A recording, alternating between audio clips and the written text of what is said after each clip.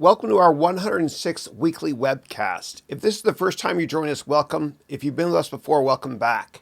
And so the way this weekly webcast works is this is an AMA, just like Reddit, meaning ask me anything. You can ask me business questions, you can ask me personal questions, you can ask me career questions, etc. Now this call is 3 hours long and it ends at 11 a.m. San Francisco time. And within 24 hours of the call being completed, what we have actually is the entire call with all the questions with hyperlinks so that you can click on those questions and get immediate answers. And that's available on the YouTube description portion of this webcast. I mention that because for the first time ever, I want to welcome all of our LinkedIn viewers as well, because we're broadcasting today live on LinkedIn as well as on YouTube. So if you have questions on LinkedIn, please enter your questions now. What I'll do is I'll answer questions from both broadcasts. So let me kick it off here with a question from the YouTube channel, which is from Shubham. Shubham is saying, "Hi Chris, I hope you're doing well. I trust you and your family are safe and happy. Thank you. How can one plan on switching careers? How do you know when you've learned enough and are ready to make the switch?" Yeah. So I think that if you get out of bed in the morning and you tell yourself that you're going to work, then with all due respect, you're doing it wrong. And I say it with love in my heart. You got to do what you're most passionate about in life. You know, Mark Twain had this great quote. He said, "The two most important days in your life are number one, the day you're born, and number two, the day you find out why." So you got to find what your purpose is, your passion in life, your raison d'être. And if you're frustrated at work right now, and again, I say this with love in my heart, that's actually not a bad thing. It's a good thing because you're telling yourself subconsciously you're not passionate about what you're doing. You know, what was the reason you were put on this earth? And so the way you know that you found your passion and purpose career-wise is if you look at your clock and you're sleeping in the middle of the night and it's 3 a.m. and the way I used to be was, oh, great, I can sleep a couple more hours. But you get up right away because you're so excited to go to work like it's Christmas morning. So that's what I would say. That's what I would say. And the way to switch careers and to really find out what you're passionate about is to set up informational meetings and network as much as you can and meet with people that are in the job function that you're most interested in. And the way to do that is, of course, using LinkedIn, which is the best social media platform there is on the planet when you're trying to switch jobs. And anybody can do it. And your network is your net worth. And so what I want to do is I want to provide you with my book for free on how to network. Just go to my website, harouneducation.com, scroll down, and you can download this book here on how to network. It's 2 hours long. It's 200 pages long with a couple hours of YouTube video clicks as well.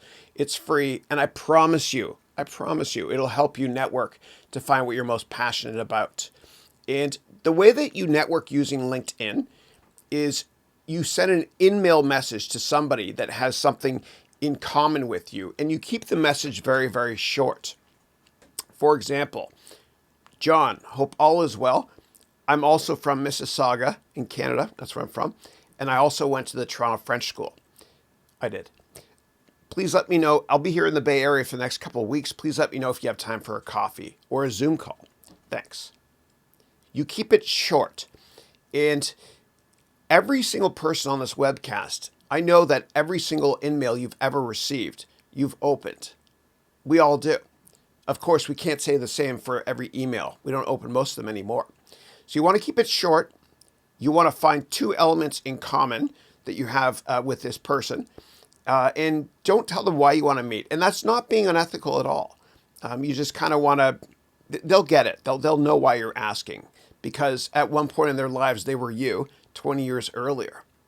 And last thing I'll say in this is, think of yourself 20 years in the future. And you're 20 years more successful than you are today.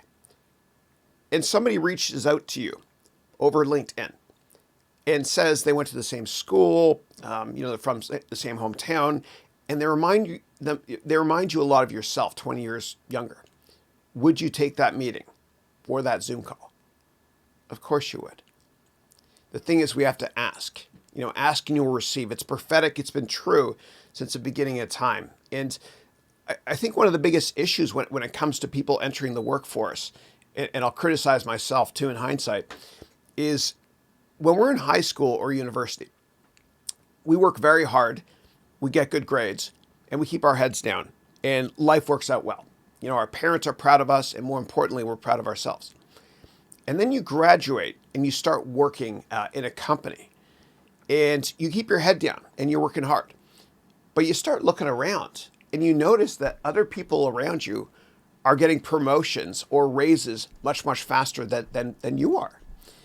And the reason is because they ask.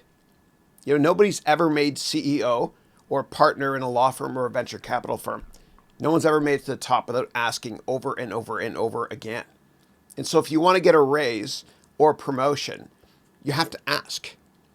And you need to find and network internally at your company. If you work at a big company, you need to find a handful of Yodas, people that can mentor you. And I want you to please use the same methodology I mentioned with respect to LinkedIn InMails to find people that work at your company, for example, that have something in common with you so that they can help you. They can help you understand how the corporate culture works. But just remember, your network is your net worth, and relationships are always more important than product knowledge. Thank you. All right. And let me go here to the LinkedIn call. It's the first time I've done LinkedIn. We got 32 people on the LinkedIn call. I think you can ask questions here as well. Let me just click on it. Sorry. Here we go. Okay, great.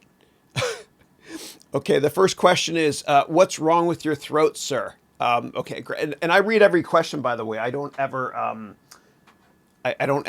skip anything. I read every word there. I'm completely transparent. So there's nothing wrong with my throat, but I do want to mention a product here that can help anybody who's having issues with their throat. And I'm not sponsored by anybody, nor will I ever be. I'm not going to sell out. But a lot of opera singers and musicians, when their throat, when they lose their voice, they take this product. And you could take this too before an important meeting or presentation. It's called Throat 37. Let me see if I can show you a closer angle view of it. It's called Throat 37. And all you do is you spray it once in your throat and your voice comes back. But thank you. And that's from Akil, who's one of my MBA degree program students, who I love dearly. Thank you, Akil, for caring. I appreciate it. All right. Yasin is saying hi here. So is Sadiq on YouTube. Or pardon me, on LinkedIn. Okay, so on LinkedIn, the next question is, and I'll answer both YouTube questions and LinkedIn, I promise you. The next question is from Naman, who's saying, I want to know more about your experiences at Goldman Sachs. My question is, which division is the best to work in? Investment banking, where I can learn the most and have growth opportunities, or others? Yeah. So what I would say in general is, if you're not sure what to do career-wise and you're just graduating from undergrad or high school, I recommend going into what's called an origination role. And an origination role means a role where you create the product.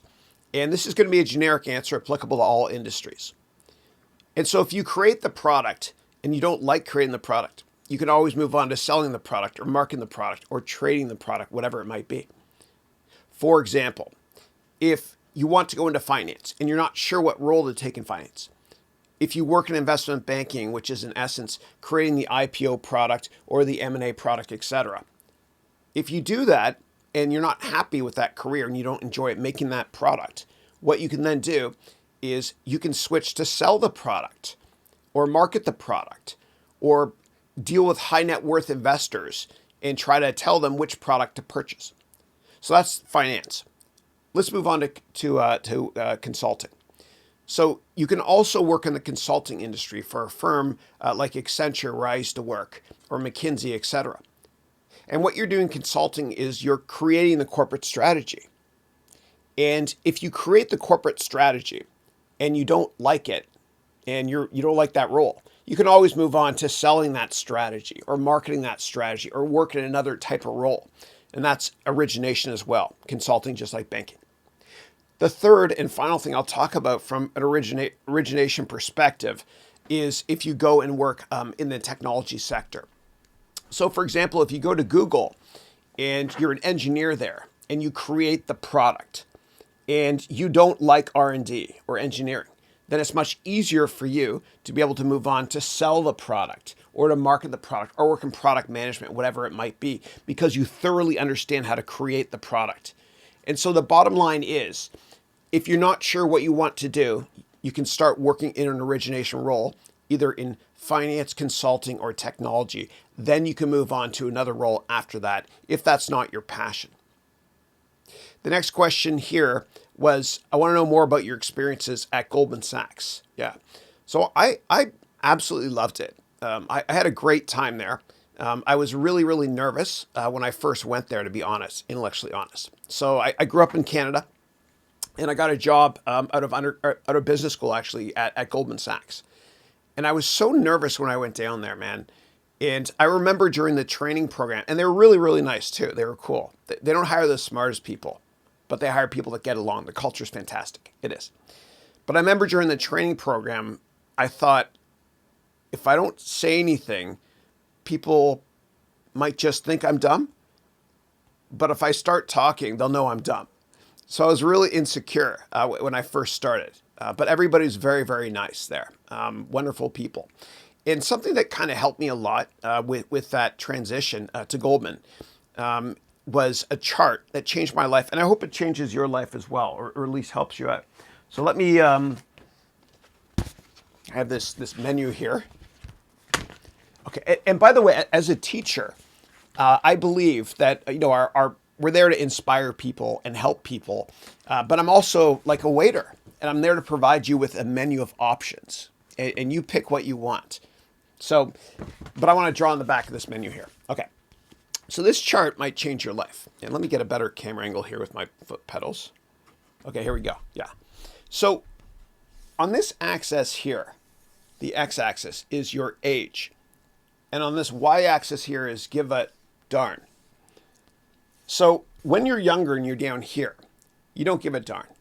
You have meltdowns in restaurants. You just don't care what people think.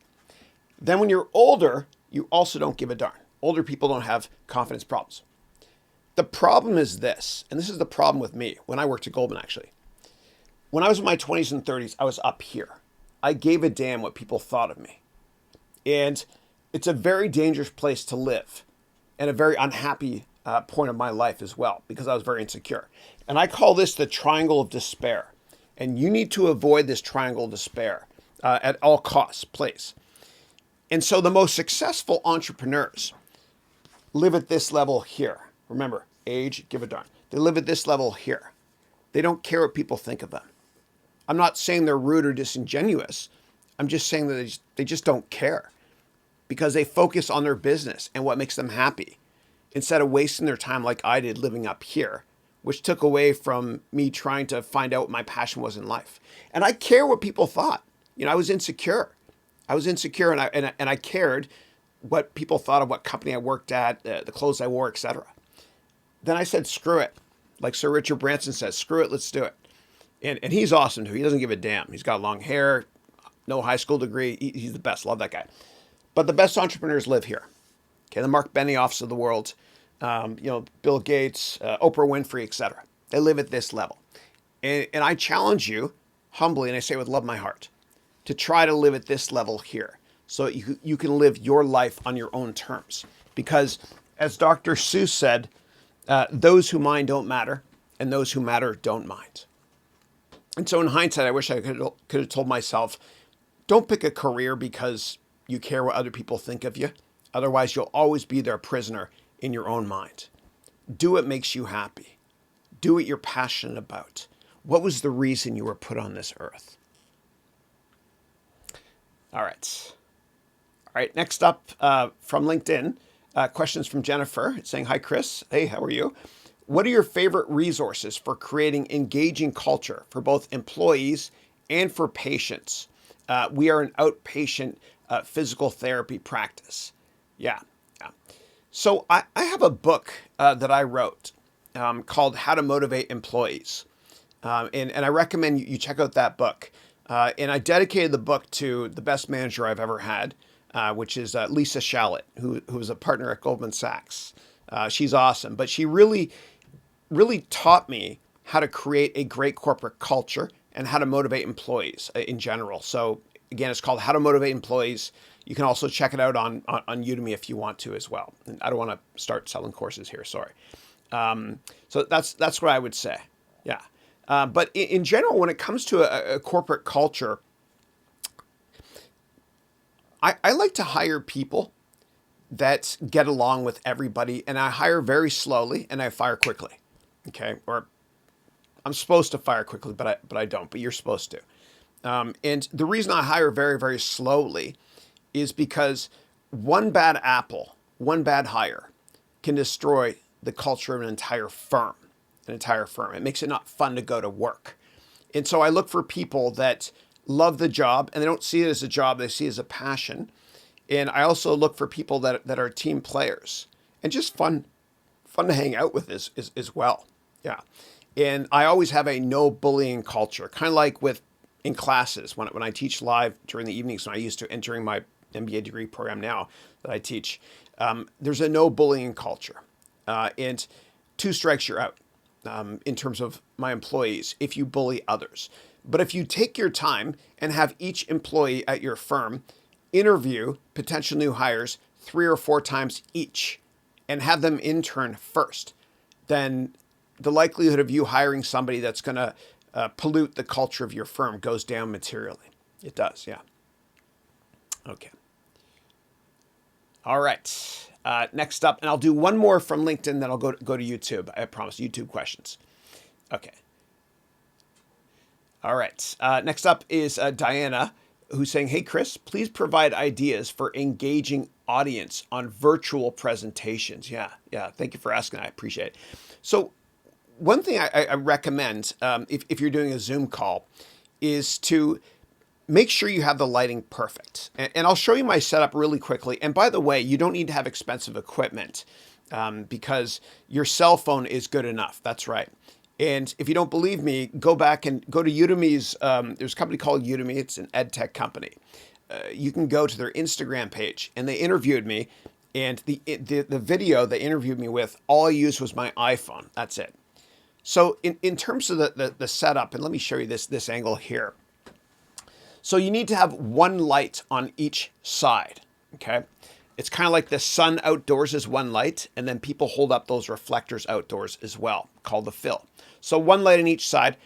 Have an old lamp behind you if you want, and that will kind of give you a 3D pop in terms of the background. And that's basically it. That's all you need. That's all you need to get set up. You can use your iPhone or Android handset. In terms of an engaging presentation, other ideas are as follows. And I teach a course called the Complete Presentation Course. And let me just show you the tips that I use. And I wrote these tips here on the back of my favorite quote ever, which is from Michael Jordan, which is, I failed over and over again in my life, and that's why I succeed. Love that guy. Okay. So in order to give an engaging presentation, you have to use what I refer to, and I created the Cider House rules. It's got to be convincing, interesting, different. You have to be different and stand out. Okay? Just be you because everybody else is taken. You have to be edutaining, and everything you say has to be relevant, especially because people have very short attention spans now in this new digital reality we live in.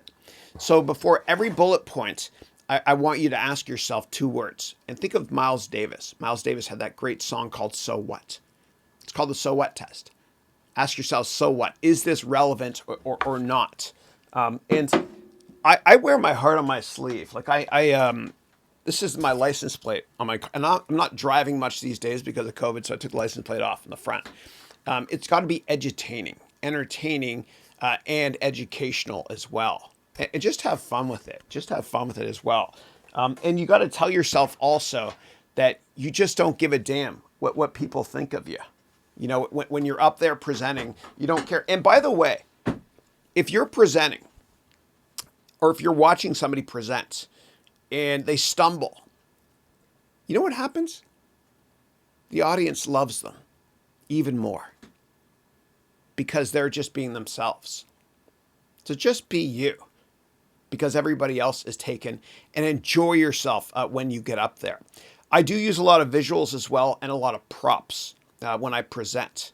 And I'll even get a custom t-shirt made for presentations that I make. But just remember when you were younger in school, you probably don't remember what the teacher taught you, but you probably, I'm speaking to myself, but you probably remember show and tell and what products you brought into show or what products other people in your class brought into show. So I love to use props as well and just be different, create an amazing experience. Last thing I'll say on that is delivery is important.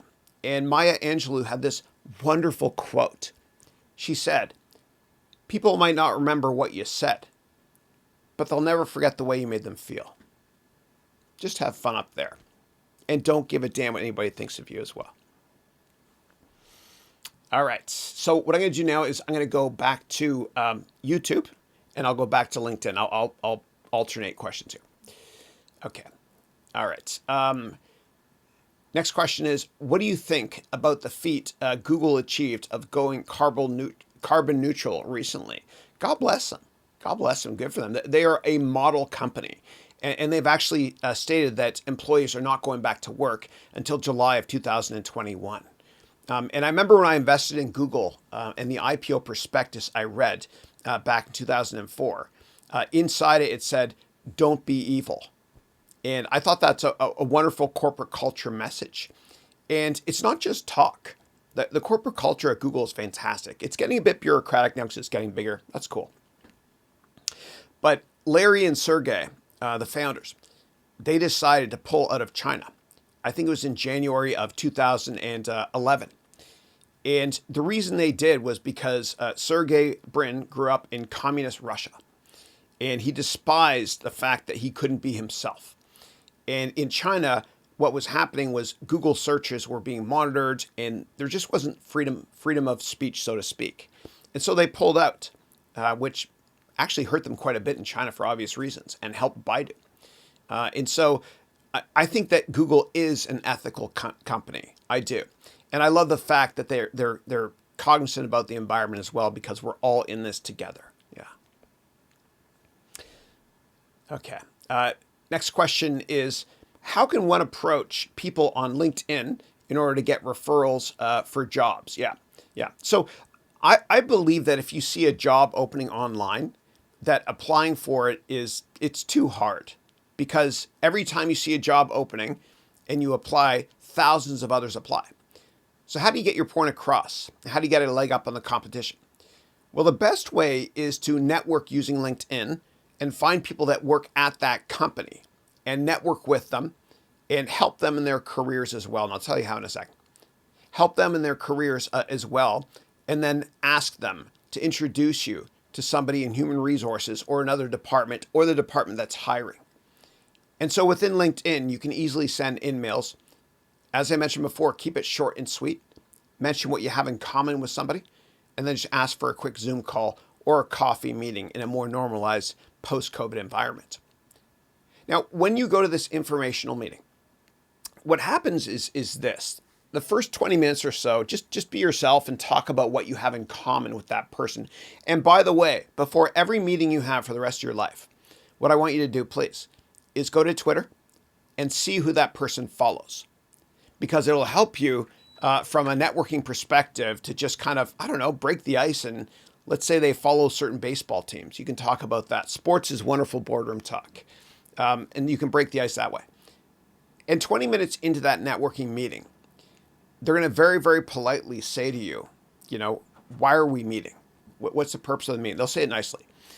And that's when you say you're interested in learning more about potentially working at that company. So why do they want to help you? Well, people want to help you. All you have to do is ask. And I feel so passionate about this that what I did actually was I licensed a video from Steve Jobs, the Silicon Valley Historical Association, on asking. Most people don't ask, and I'll show it to you in a second. It's awesome. It's awesome. Now, when you meet with them, aside from asking, what I want you to do is I want you to help them. And most people in business are motivated by three things. They want to make more money. They want to get promoted faster, and they just want to enjoy their job. And so think of ways that you can help them in 1, 2, or 3 of those areas. Give and you'll receive. It's prophetic. It's been true since the beginning of time. So how can we do this? Well, what we can do is find out what job function they're in, and then think about how you can help them and do a 1-page write-up beforehand. For example, let's say you're meeting with somebody who works in sales. Well, before that meeting with them, you can find 5 people you know or network to get 5 contacts that might potentially be good sales resources for them, customers. Then you sit down with them and you find the right time to pull out that piece of paper and say, I did some research before this meeting and I'm grateful you took this meeting with me. Thank you. And here's 5 potential customers for you. If you want, I can introduce you to those people. Who does that? Who does that? You got to ask yourself this. How badly do you want that job?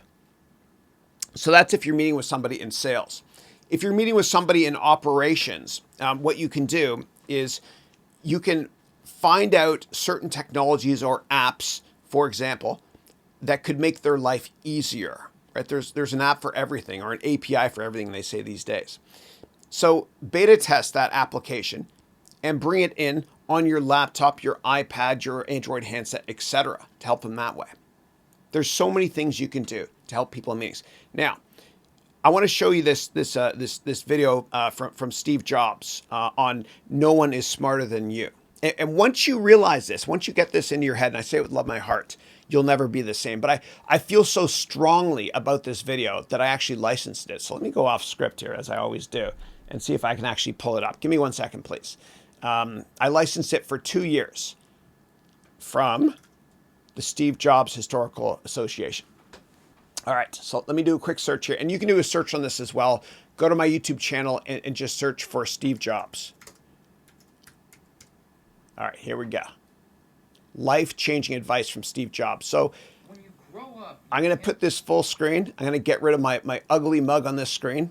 And by the way, I'm using Wirecast software. You can ask me about how to use it if you want to, or you can use OBS, which is a free version of Wirecast, sort of. All right, so let me go over here, and I will put this on here, and I'll crank up the volume so you can hear this life-changing video content. Here we go. Tend to get told, when you grow up, you tend to get told that the world is the way it is, and your life is just to live your life inside the world, try not to bash into the walls too much, try to have a nice family life, have fun, save a little money. But life, that's a very limited life. Life can be much broader once you discover one simple fact, and that is everything around you that you call life was made up by people that were no smarter than you. And you can change it. You can influence it. You can build your own things that other people can use. And the minute that you understand that you can poke life and actually something will, if you push in, something will pop out the other side, that you can change it, you can mold it. That's maybe the most important thing, is to shake off this erroneous notion that life is there and you're just going to live in it, versus embrace it, change it, improve it, make your mark upon it. I think that's very important. And however you learn that, once you learn it, you'll want to change life and make it better, because it's kind of messed up in a lot of ways. Once you learn that, you'll never be the same again. All right, and thank you very much, Silicon Valley. He's considered the father of the digital revolution, a massive innovation, and a design. Problem with doing these live calls is I mess up a lot. The older I get, the better I was. Okay, there we go. I just had a senior moment there, sorry. All right, next up, what I'll do is I'll switch over here to YouTube and answer questions here. Then I'll go back to LinkedIn. All right. Do you think that due to technology, people are becoming worse at face-to-face interactions, such as negotiations and meetings, etc.? I do. And when I was younger, when I worked at Accenture, I was a programmer. And I was like a brain on a stick. Well, maybe just a stick. I don't know. But I remember coding for hours and hours and hours, like 10 hours in a row, drinking Jolt Cola in the pre-Red Bull days. And I'm dating myself there. But I remember coding for like 10 hours in a row. And I was in a zone, man. It was awesome. I absolutely loved it. But then I would go to parties. And this is when I was in my early 20s. I would go to parties and I get kind of nervous around people. And it's because I wasn't kind of socializing. I was just spending all this time by myself. So you got to force yourself to socialize. And for anybody that's an engineer out there, a software engineer, and I'm criticizing myself in hindsight, don't spend all your time in front of a computer. You got to network a lot. And if you're a rock star programmer, it doesn't mean you're going to get promoted. What you have to do is you have to network a lot because relationships are more important than product knowledge. And you need to find Yodas or mentors in your company or in your industry in order to help you understand how to get to the next level. And so the best CEOs in the world, actually every CEO in the world and every great entrepreneur, all have one thing in common. They're great at networking and they're great salespeople. And so if you feel uncomfortable with that, then just run to your fear. Like in business, you always have to run to your fear. You know, if you're fearful of public speaking, like I used to be for 8 million years, run towards it, embrace it. Turn that fear into your biggest source of passion. The same thing with accounting and finance. I find that a lot of people get really, really intimidated when it comes to finance and accounting. And I was scared of it. I actually got a D in accounting the first time I took it in undergrad at McGill University. You're probably asking me, Chris, I don't get it. Then why do you teach people about finance and accounting? Because you got to learn to love and enjoy reading financial statements like a good book. And don't memorize finance and accounting. Understand it. And you'll love it. And you'll be good at it. And that goes for any profession. Because when you're in high school, you can get by memorizing stuff. And then when you get into the real world and you start working, memorizing doesn't work. Same thing with university. You have to understand things.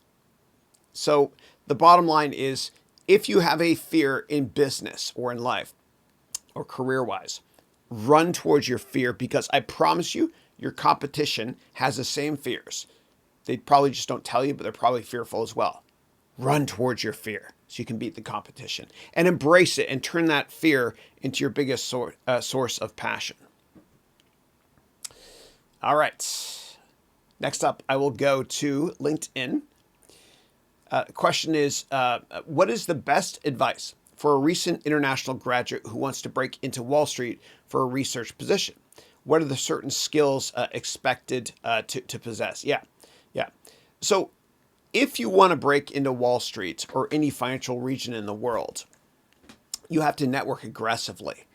And I have a book, and I'll quickly mention this because I've mentioned it before, but you can go to my website if you want to. And that's a video there.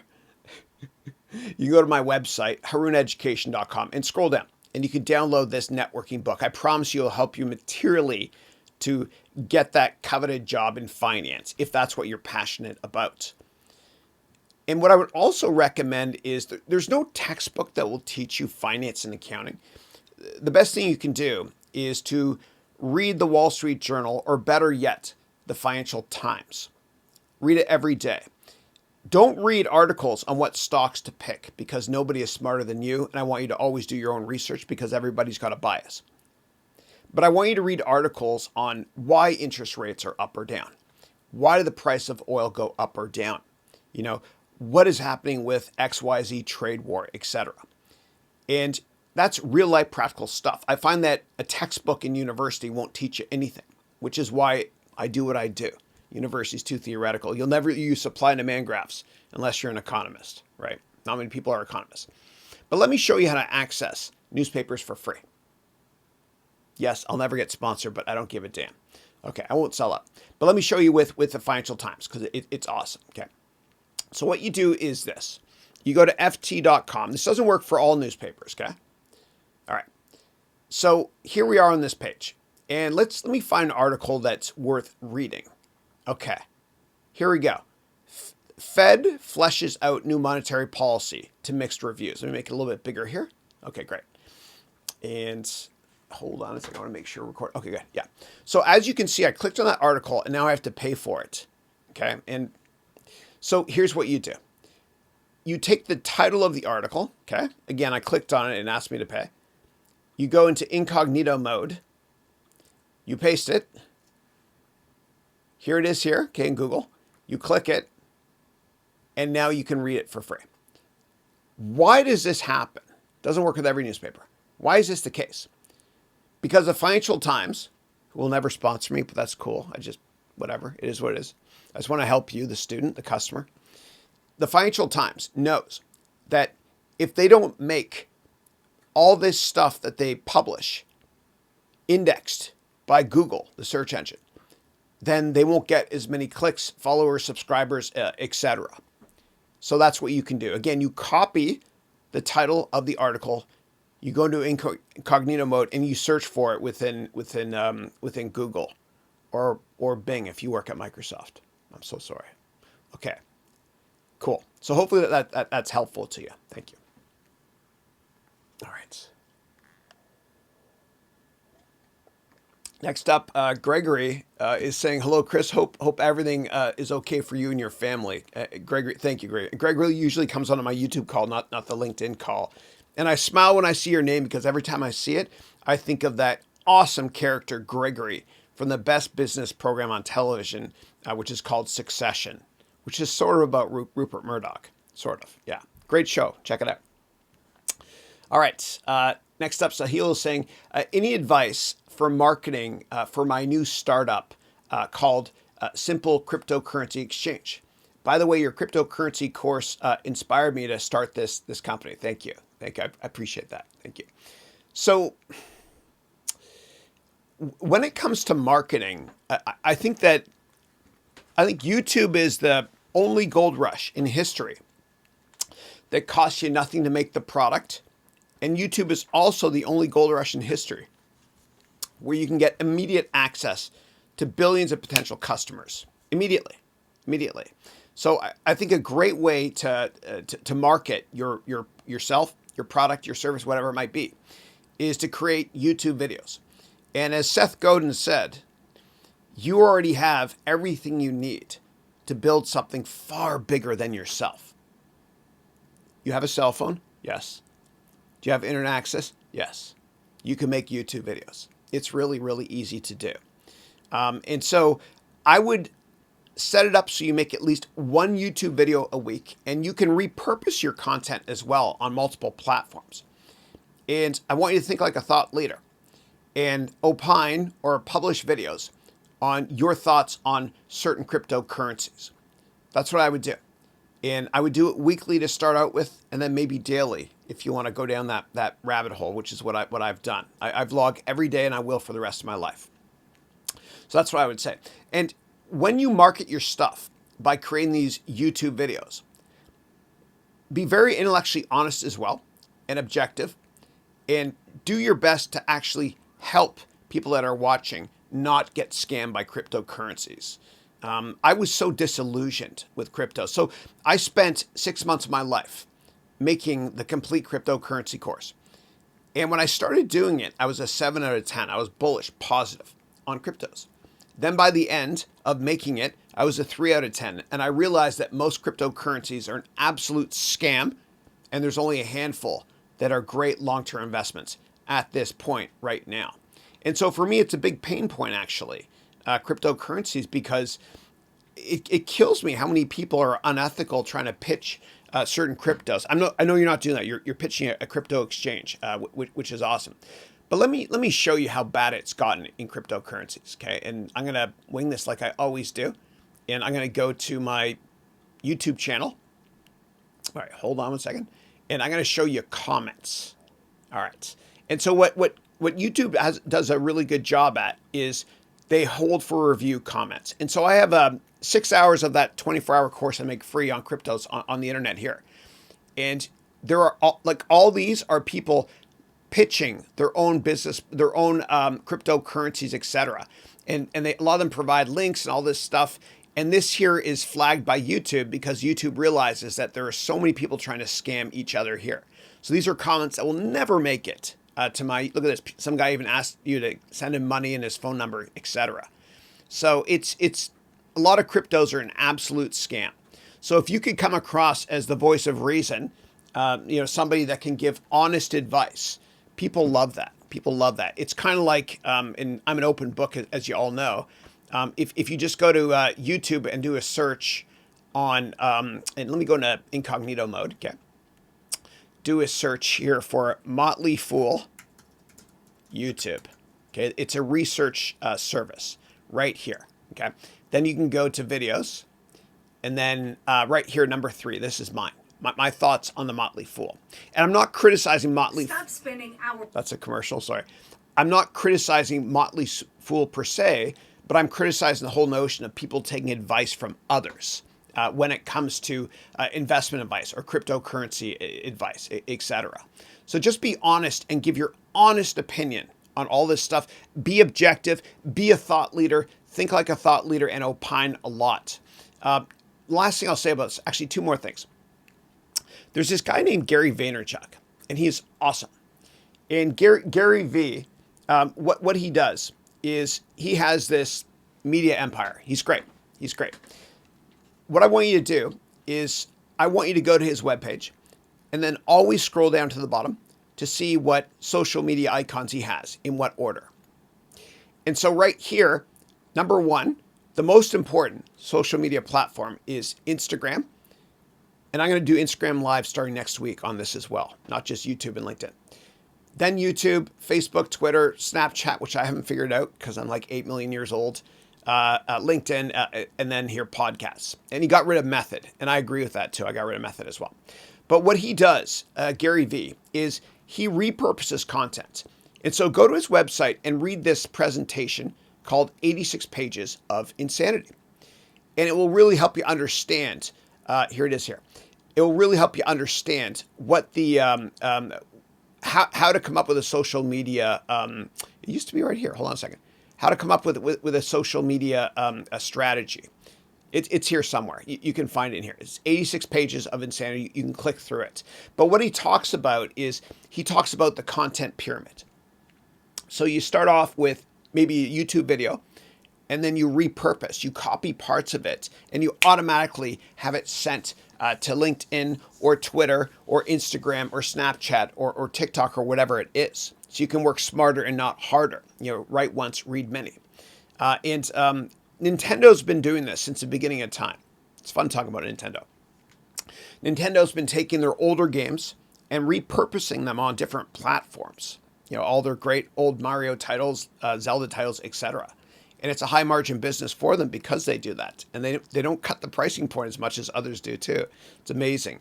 So think about Nintendo and Gary Vaynerchuk whenever you think about repurposing your content as well. Yeah. And one more thing. I want you to write a book. Okay. And give me 1 second because I it's so easy to write a book. And I always profile my students' books on the air here.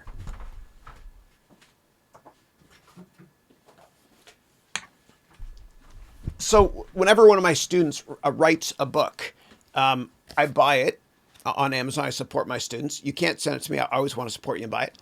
And this one here was written by Philip Germany II. This is his second book he's written with my template. The first one was called Super Students, which is prophetic and I guess kind of, wow, coincidence. But that was about chess. This one here is Too Strong to Grow Old. Let me show you how you can write a book. Okay. If you have internet access and if you know how to use Microsoft Word, which we all do, you can write a book. So all you have to do is go to my website, harouneducation.com/all lowercase, write book. It's case sensitive. So write book, all lowercase. And what you can do is you can download my template here. And it's a template for how to write a book that's 6 inches by 9 inches, okay, which is the standard people like to use. And there's only 1 page of instructions, which is on the cover here. And it tells you how to publish on Amazon Kindle, Amazon Print, and there's a UL forward to the new branding they have of this, and also Audible. And then if you want, you can go to Fiverr.com and great Tel Aviv-based company and get somebody for $5 to make make the cover image or whatever it is. And if you scroll through this, you just plug and play. You put your title here, the image here, your name. Write some sort of dedication, your parents. And then here what you do is you put the introduction, the contents, and then you right click on the contents after you've written all the chapters and it'll automatically update for you. And there's only one page of instructions, one page on the very first page here. So check it out. Again, download it from harouneducation.com/writebook and bring your book with you to your interviews. Bring your book with you to meetings with potential customers. Bring your book with you to networking meetings as well, informationals. And you got to ask yourself, how badly do you want this job or this customer? Anybody can do it. It's free to do. Costs you nothing. All right. Let me go over to LinkedIn now. All right. Next up, Avizmara is asking, I have a problem with my students. None of them, even the bright ones, want to learn to acquire knowledge, but they learn to land jobs. As an educator, what can I do to convince my students that jobs follow knowledge? Yeah. So I love that question. That question. Thank you. And God bless you for being a teacher. I love it. So I think a lot of times students think to themselves, how do I get that job? Instead of why do I want that job? Don't ever try to think about how to get that job until you figure out why. And I get it early on. Obviously, money is important. We have to support our families. But every student I've had, when I used to teach in business school, MBA school, and undergraduate business universities during the evenings, every finance student, I should say, they all want to work in investment banking, but they don't know why. Maybe because it's kind of like, I want to be a doctor or a lawyer. It's prestigious, but who cares what people think? And then people go into investment banking, and they're miserable. And yeah, they make more money than their friends do, but they actually make the same amount of money per hour that their buddies do. But in investment banking, you work 8 gazillion hours per week. It's not a fun job. Do it if you love doing it. You got to be passionate. And what I would also tell your students is the most successful entrepreneurs do what they love doing. It's never about the money. You know, if you chase money, you lose your dreams and your money. If you chase your dreams, as long as you're willing to fail at least a couple times, please fail at least a couple times, then something amazing happens. Your dreams come true and the money follows accidentally. It always does, without exception. That's right. And so many successful entrepreneurs have failed a gazillion times. You don't really hear about the failures though. But that's how they made it big. They failed a lot. You know, you gotta fail fast. And let me show you a great quote here. My favorite quote ever from Michael Jordan. Let me use this angle over here. So Michael Jordan said, and maybe put this on your wall so your students can see it in your classroom. I failed over and over again in my life, and that's why I succeed. You gotta fail. You got to find your passion and fail at it a lot, fail fast, and not give a damn what people think. And that's when you make it. And dude, I got to tell you, man, not giving a damn what people think about you, and I'm not saying to be rude or disingenuous, but it is so therapeutic. I hate it when people are my students, and I used to fall into this category. I hate when they care what other people think of their careers, because they're always their prisoner in their own minds. You know, your time is limited. I got this great quote I got to show you on the wall here from Steve Jobs. Your time is limited, so don't waste it living someone else's life. Do what you're passionate about, and don't give a damn what anybody thinks. And don't just chase money. It's got to be something you love doing. And be cool with failure too, man. Like if you look at all the best authors, you know, for example, C.S. Lewis, J.K. Rowling, Agatha Christie, John Grisham. All 4 of them had dozens and dozens of book companies or editors or publishers that said no to them. You know, J.K. Rowling, she was miserable. She was a single mother, poor thing. I don't believe there's such thing as a deadbeat mother, by the way, just the other way around. But J.K. Rowling, she was a single mother. She was an assistant. She hated her job, and she got rejected by about 30 publishers. She didn't give a damn. She just kept trying. And just like J.K. Rowling or Michael Jordan, if you fail enough times, eventually you'll make it big. Look at Oprah as well. I love Oprah to death. She's the best. She was told over and over and over again she would never make it in broadcasting. And she made it big. And she didn't care what people thought of her. She didn't give a damn. God bless you, Oprah. I'd love to meet you one day if you're out there. Yeah. Okay. All right. Next up, I'll answer a question here from YouTube. All right. The question is, can one realistically make it to the technology industry for a non-tech role without an MBA and no background in programming? If so, then any suggestions on how? Oh, hell yeah. Absolutely. And I think the best way to learn online, and I'm not comp for what I'm about to show you, I'm not sponsored by anybody, is to take programming courses. If you're 80 or you're 18, it doesn't matter. Anybody can code, and it's so fun learning online. So here's what I recommend. I want you to take courses from this wonderful teacher who I had the fortune of meeting last year in Berlin. Her name is Angela Yu. Okay, this is such a wonderful story. Okay, so Angela Yu, Udemy, just do a search. So Angela was, she was a doctor, and she wasn't passionate about being a doctor, or I should say she was more passionate about teaching. And she teaches these courses that are insanely great, to quote Steve Jobs. And so if you want to learn how to create a website from scratch, dude, she'll teach you. And these courses are like 50 hours. Her ratings are insanely high, way better than mine will ever be. I don't know how she does it.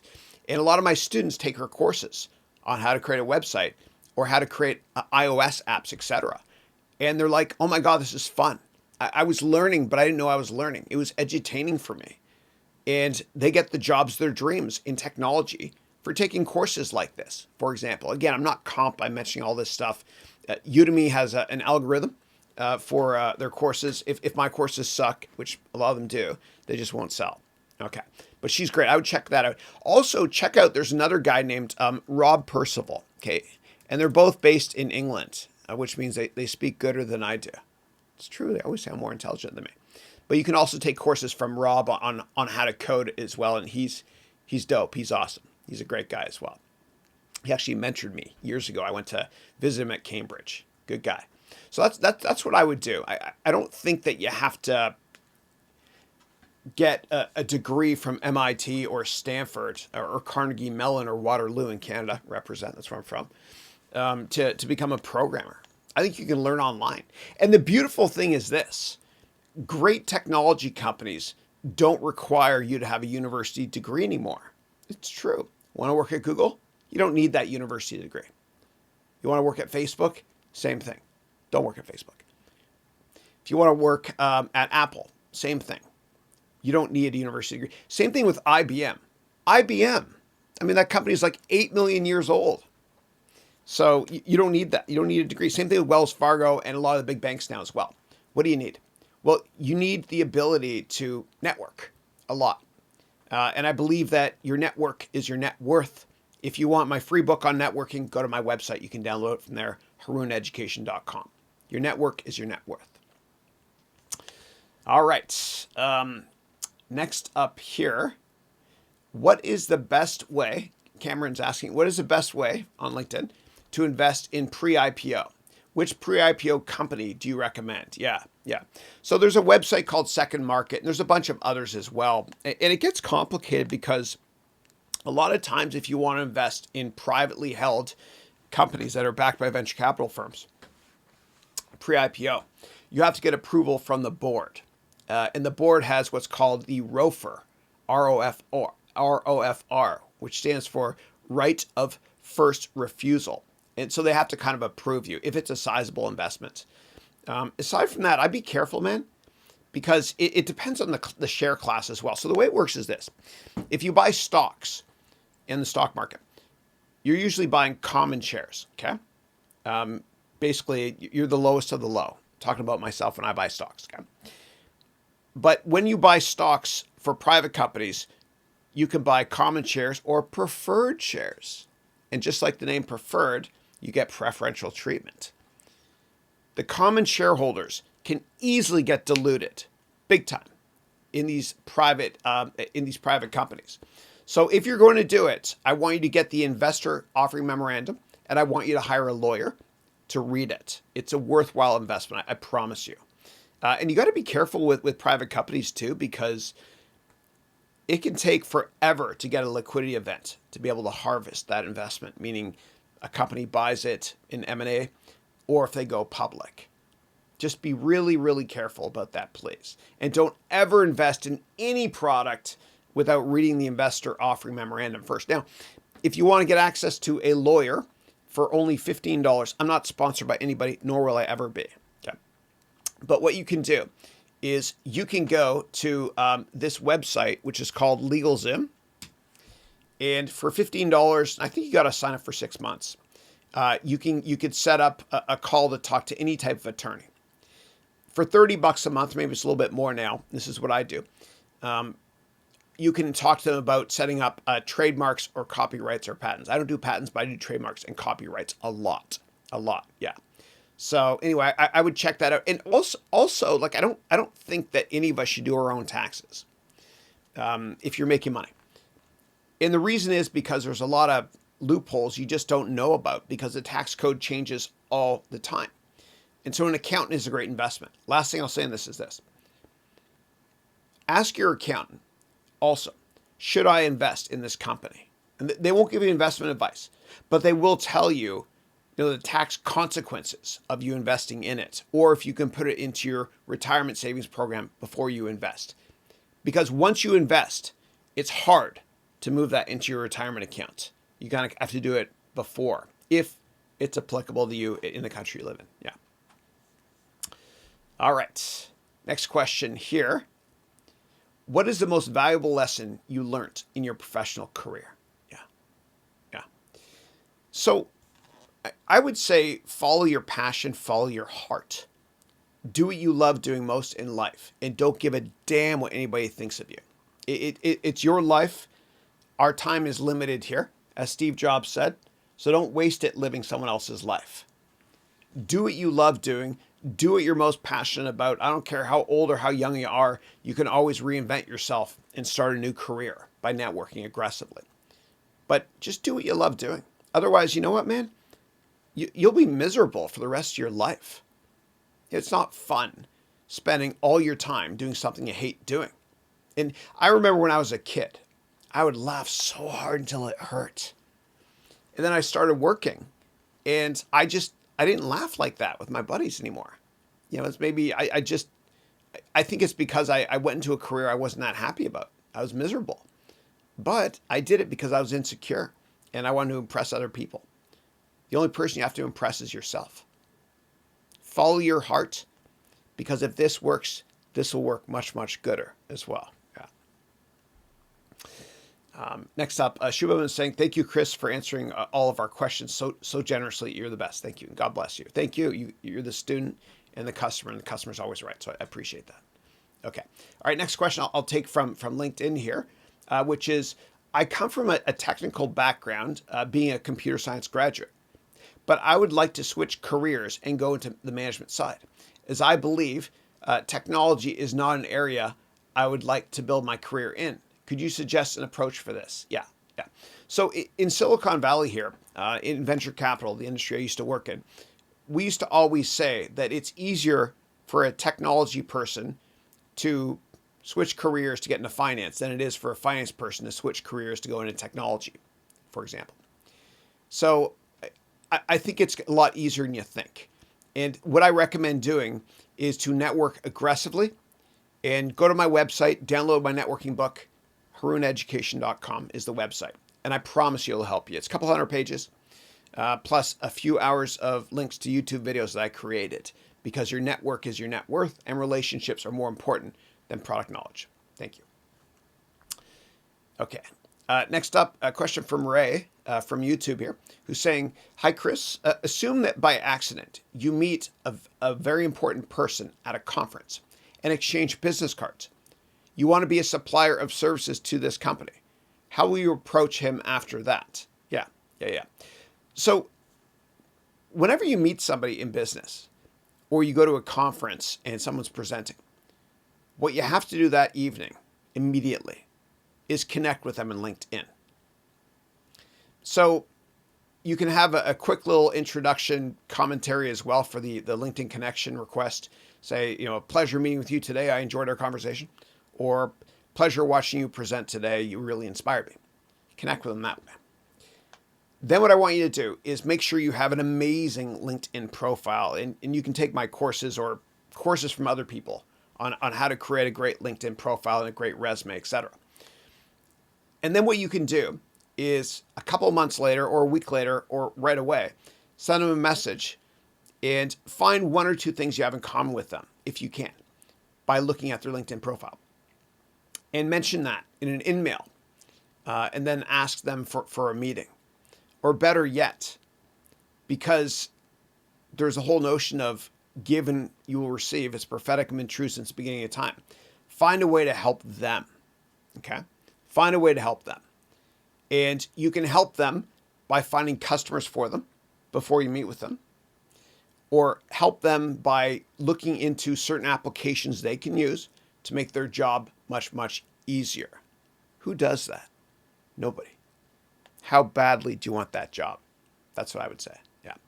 And before you're meeting with them, if you get a meeting, is what I want you to do is I want you to go to their Twitter profile and I want you to look at who they follow so that when you get that meeting with them, you can talk about what you have in common. Maybe they follow a certain football team or baseball team you can talk about as well. And sports is always great boardroom talk. And by the way, don't go into an interview and just be ready to answer questions. Right before your interview, I want you to tell yourself this. This is out there, but it works. Tell yourself, I don't care if I get this job. And I'm not saying to be rude or disingenuous during the interview at all. But if you go in with the notion of, I'm just going to be myself, you'll do exceptionally well. And I have a lot of data points to back this up, personally. So for ages, I remember at one point in my life, I was trying to get a job. And I was so frustrated because I prepared so much for that job interview. And I just wouldn't get the job. I never understood why. And I thought, okay, maybe there's other people more qualified than me. And then one day I went to a job interview. And I was so disillusioned. I was like, you know what? I thought to myself right before the interview, I'm just going to be me.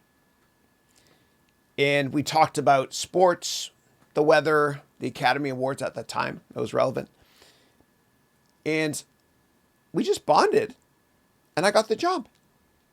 And one data point doesn't make a trend, but it happened multiple times for me as well. So just be you, because everybody else is taken. And the way you know that they like you in an interview is 3/4 of the way through, they start saying really positive things about the company. They're subconsciously selling you on the company now. The tables have turned. And when they start doing this, stop selling yourself, please. Please, please, please. And in sales in general, the second you find out that the customer is interested, you have to stop talking. You have to shut up. And I'm talking to myself there. I have to shut up. You got to stop selling. Because if you keep selling, what happens is this. The customer thinks, gosh, I like this person. I like their product a lot. And I was ready to buy it. But they keep trying to sell it. And I'm already interested. Am I missing something? Am I a sucker? Why am I so lucky to be given this opportunity? I'm not going to buy it. And that's what we refer to in business as don't ever sell past the close.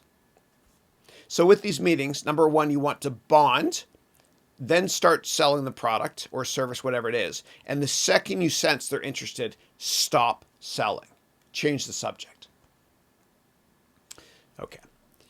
All right. Let me go to LinkedIn and take the next question here. All right. Next question, Andy is saying, I love this. Great advice. Thank you. Appreciate it, buddy. Okay. Next up, we got Miguel, who's saying, hey, Chris, I'm watching you on YouTube as well as LinkedIn, and hope it's okay to ask you questions through LinkedIn. Of course, please. Yeah, thank you.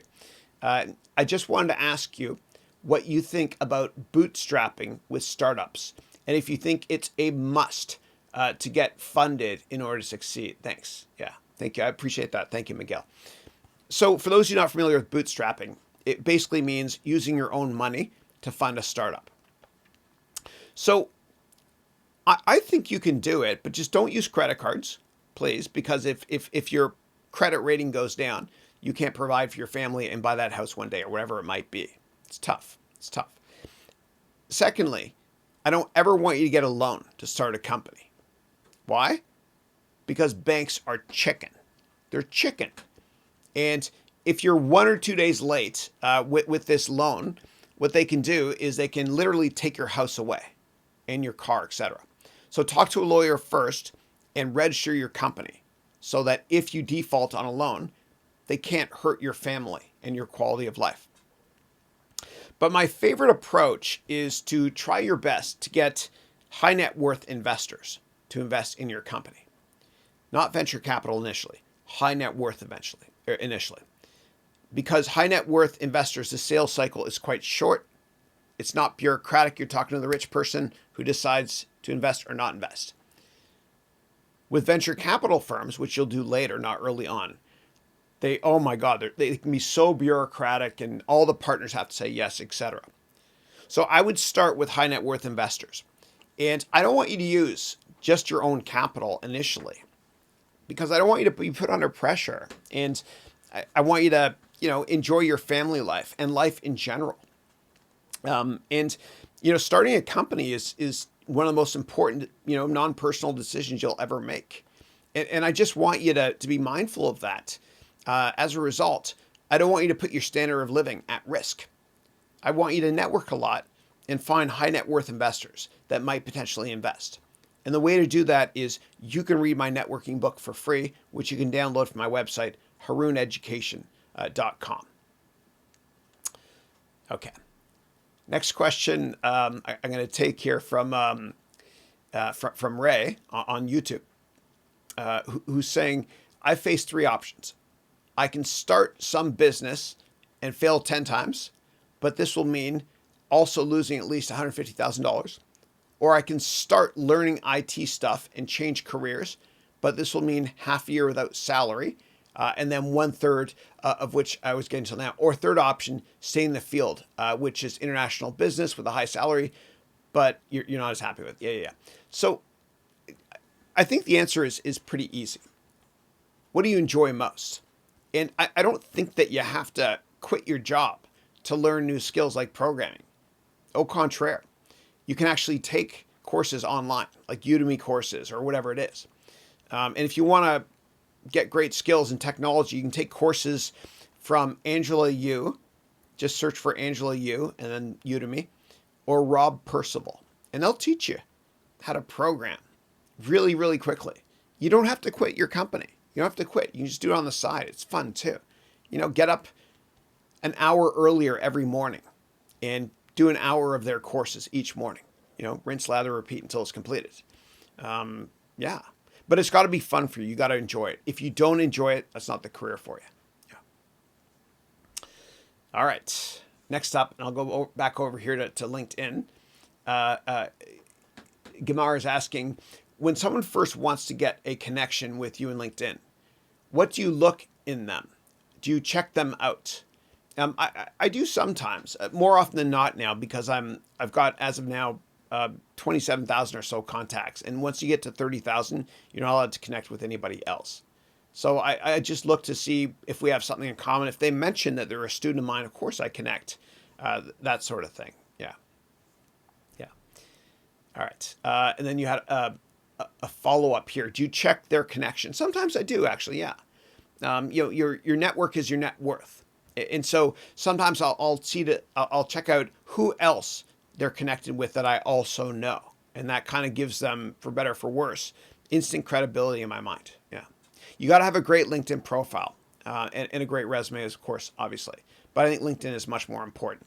And the second you meet anybody in business or do a Zoom call with anybody, etc., I want you to connect with them that day over LinkedIn, because your network is your net worth. Okay. Next question here, I'll take from the YouTube call, is, hi, Chris. Thank you for your interesting webcasts. You're most welcome. Thank you. The question is, with the Platinum MBA program, how soon after the program starts in December can one start the one-on-one sessions with you? Yeah. So it's, for those of you not familiar, I have an MBA degree program, which I don't want to do a hard sell. So it starts December 14th, the Platinum version. And then I start the one-on-one meetings on January 14th, 1 month later. And you get about 3 hours worth of one-on-one meetings with me, either over Zoom or in person if you're here in the Bay Area, if we ever get through this COVID mess. Yeah. Thank you for your interest. I appreciate it. And more details are on my website if anybody's interested. Thank you. Okay. Next question. I'll go back to LinkedIn here. And Jennifer is saying, thanks. You're most welcome. Yeah. All right, cool. So next question I've got here, and this happens to me sometimes. It jumps on me. So I'm going to do a search for Yasin, who's asking the next question. There it is. Okay, great. So questions from Yasin, who's saying, how do people get into banking if they have no education in finance or experience? Do they still need to learn a few more things before they join a bank, or do they teach you everything once you start working? Yeah. So what I would say in general, and I'll answer this from a generic perspective, don't worry about your first job. Like when I went into my first job, I remember I studied day and night for a month or so before I started, because I thought, oh my gosh, if I don't hit the ground running, I'm going to get in trouble, whatever. If it's your very first full-time job, don't worry. They're not going to give you enough rope to hang yourself. They're going to give you very basic stuff initially. And once you prove yourself over time, they'll give you more and more and more. But when it comes to finance, for example, I humbly recommend taking my complete financial analyst course, because I teach you real life practical stuff and no theory. But forget about my courses. You can just do searches online for top finance courses and take them from the top finance professors in the world, etc. But I think you can learn a hell of a lot more through online education than you can with traditional MBA schools, for example. Yeah, because traditional MBA schools, they teach you a lot of theoretical stuff that you can't apply in the real world right away. Yeah. Okay. Next question I'll take from YouTube is there an online course you can recommend for updating Microsoft skills on PowerPoint, Word, Excel, etc.? Ideally, something fun and interactive to improve presentations and updates Word, Excel. Yeah, there's this great guy named Chris Dutton, and he teaches on a platform called Udemy. Let me see if I can find him. He's really good, actually. Good guy, too. And he gave away a ton of free courses in March because of COVID. God bless him. I respect him tremendously. So let's do a search here. Chris Dutton, Udemy. Yeah, he teaches business intelligence, analytics, and Excel as well. And that rhymed. Yeah. So tons of Excel. He's great. Look at his reviews, man. This guy's dope. He's the best business teacher out there, too, and tech teacher. He's awesome. Take his courses. Yeah. All right. Next question is Angelo saying, can you still go into iBanking or trading even as a big company financial analyst? Yeah. Yeah, you can. Yeah, absolutely. There's nothing stopping you from doing it. Absolutely. Just network a lot. And go to my website, HarounEducation.com, and download my networking book if you want to. Yeah. All right. Next question I'll take is from the YouTube call. And I'm broadcasting in a couple places at once. And if you're curious how I'm doing this, let me show you. So I use a software product, and I'm not comped by anybody, nor will I ever be. I'm not going to sell out. The software product I use is called Wirecast. And what I do, and you can, by the way, use a free version of this product called OBS, which stands for Open Broadcasting Software. But what I do is I'm broadcasting to two platforms at the same time here. Okay. And so I'm broadcasting to LinkedIn and to YouTube, but you can actually add lots more if you wanted to. So I could also do it to Facebook, Vimeo, Twitch, whatever it is. And I'm sure Microsoft will add more offerings soon as well, right? So I'm repurposing content in real time by broadcasting on multiple channels. Okay, back to questions. All right. Next question is there someone you can recommend who does great illustrations for children's books? If using an online service, do you automatically gain the copyright once you paid for the illustration? Yeah. So I would get a lawyer involved. You can go to legalzoom.com. It costs you a very, very small amount to get a call with any type of lawyer you want. This is what I do, and I'm not comped by them. I never will be. I'll never sell out. But, for example, if you go to LegalZoom here, oops, legal. There we go. Okay. So what you can do is you can set up calls with intellectual property lawyers here. And what you want to do is you want to look into copyrights for that drawing. I'm not a lawyer, so just go here and set up a call. It's really cheap with a lawyer here. Now, in terms of getting somebody to make the illustrations for you, oh, it's easy. You go to Fiverr.com. Fiverr, that's 5 with 2 R's, Fiverr.com. It's a great company based in Tel Aviv. It's the quintessential platform for getting stuff done if you want to outsource. And so what you can do is you can just search here on the word drawing. Why the hell is there a W in drawing? So just search here and find somebody to do drawing for you. Make sure they have just a ton of reviews and well over 4. So let me just click this one here. So this person here, for example, will draw you into custom pop art cookbooks. Oh, I love it. How cool is that, man? Yeah. Your own kind of emoji for comic book, I should say. Yeah. So you start at $5, and then if you want to add more stuff to it, they usually upsell you and other stuff. So check out Fiverr.com. It's a great company. I use them all the time for illustration purposes and for brochureware, etc. All right, next question I've got here is on LinkedIn, which is from Cole. See if I got the right mouse there. Hold on a second. Yeah, I've got a couple computers running at the same time. Sorry.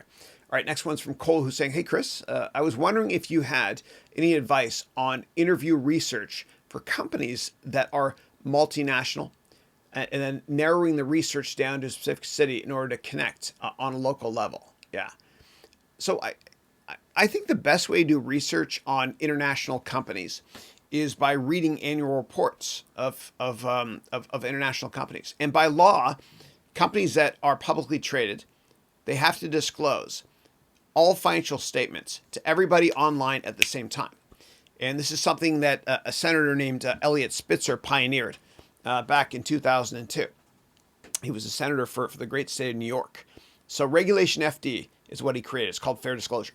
And that means that you and I have the same access at the same time to financial information and basic information on any company that's publicly traded. We have the same access at the same time as all the big investors, mutual funds, hedge funds, etc. So I'll show you how to do it. It's really easy. So let's go here to sec.gov. And all you have to do is just type in the ticker of the company. Say you want to learn about Coca-Cola, ticker is KO.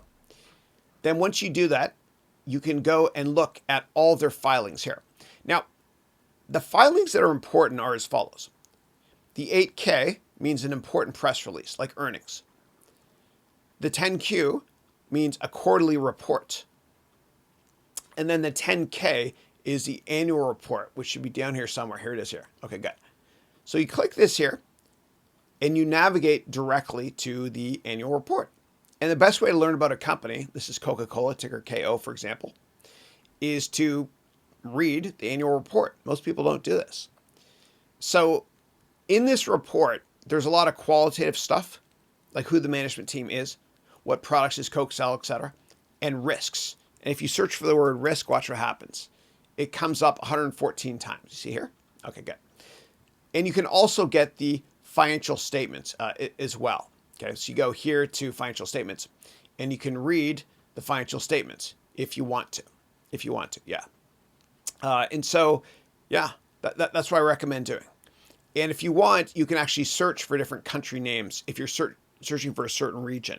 So I'm going to wing it as I always do and do a search for France. No. Europe.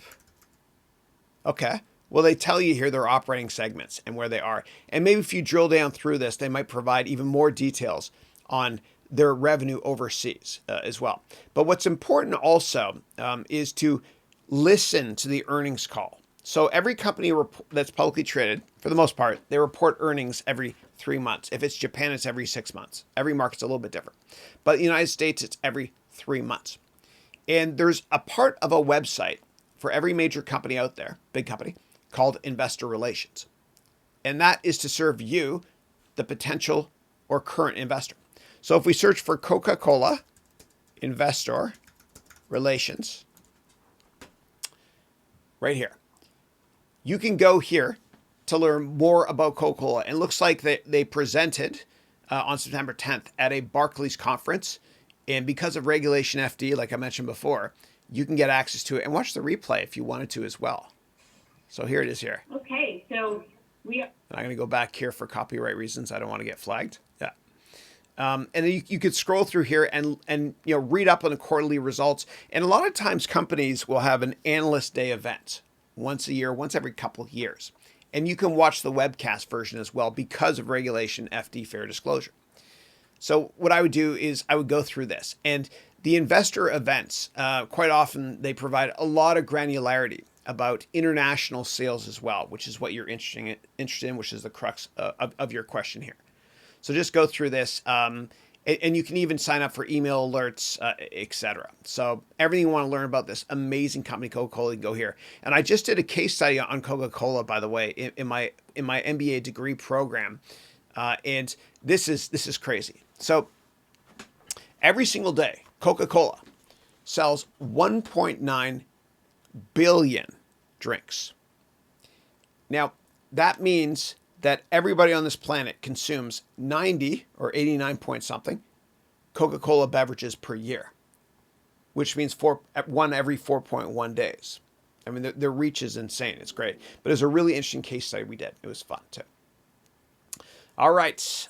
Next question here is, hi, Chris. Which role do you like the most? Sales and trading or investment banking? Yeah. It depends on your personality. If you like a lot of interaction with people, then I would say sales and trading. If you love to be very quantitative and value companies and analyze the heck out of them and create financial models, then I would say investment banking. Yeah. All right. Next up, next question is, in one of your webcasts, you talked about your management consulting course. When you'll upload it. I'm eagerly waiting for it for a long time. I look forward to buying that course. No, I appreciate that. So I used to have a management consulting course on Udemy, but the reviews were bad. So I pulled it. It just wasn't fair for the consumer. Now Udemy reviews are out of 5, and that one dipped to about a 4, which wasn't good enough. So I pulled it, and I will make one at some point, I promise you. Yeah. Okay. Next up, DigiArt student is saying, hi, Chris, how are you? I'm great. Hopefully you're well as well. And the question is, what is the alternative to using LinkedIn Premium for networking? Okay, yeah. So I would say, so when you use Premium for LinkedIn, what it means is you can get access to more in-mails, meaning connecting with people and sending messages to people directly. If you don't have a premium account, you might not be able to do that as much. Also, with the premium account, I'm not sponsored by anybody, any company or LinkedIn. I'll never sell that, please. But also with LinkedIn Premium, you can look at other people's profiles and then have it set up so that they don't know that you're looking at it, etc. Yeah. And by the way, for every in-mail that you send, and you only get a certain number each month, but for every in-mail you send, if you get a response, then that doesn't count as one of your in-mails sent, right? So so anyway, but you gotta network aggressively if you want to get anything you want to in life. And it's interesting because when I used to teach during the evenings at MBA school and undergraduate business universities here in the Bay Area, on the first day of class, and my classes were usually 10 weeks long, On the first day of class, I would ask all students, and I told them this.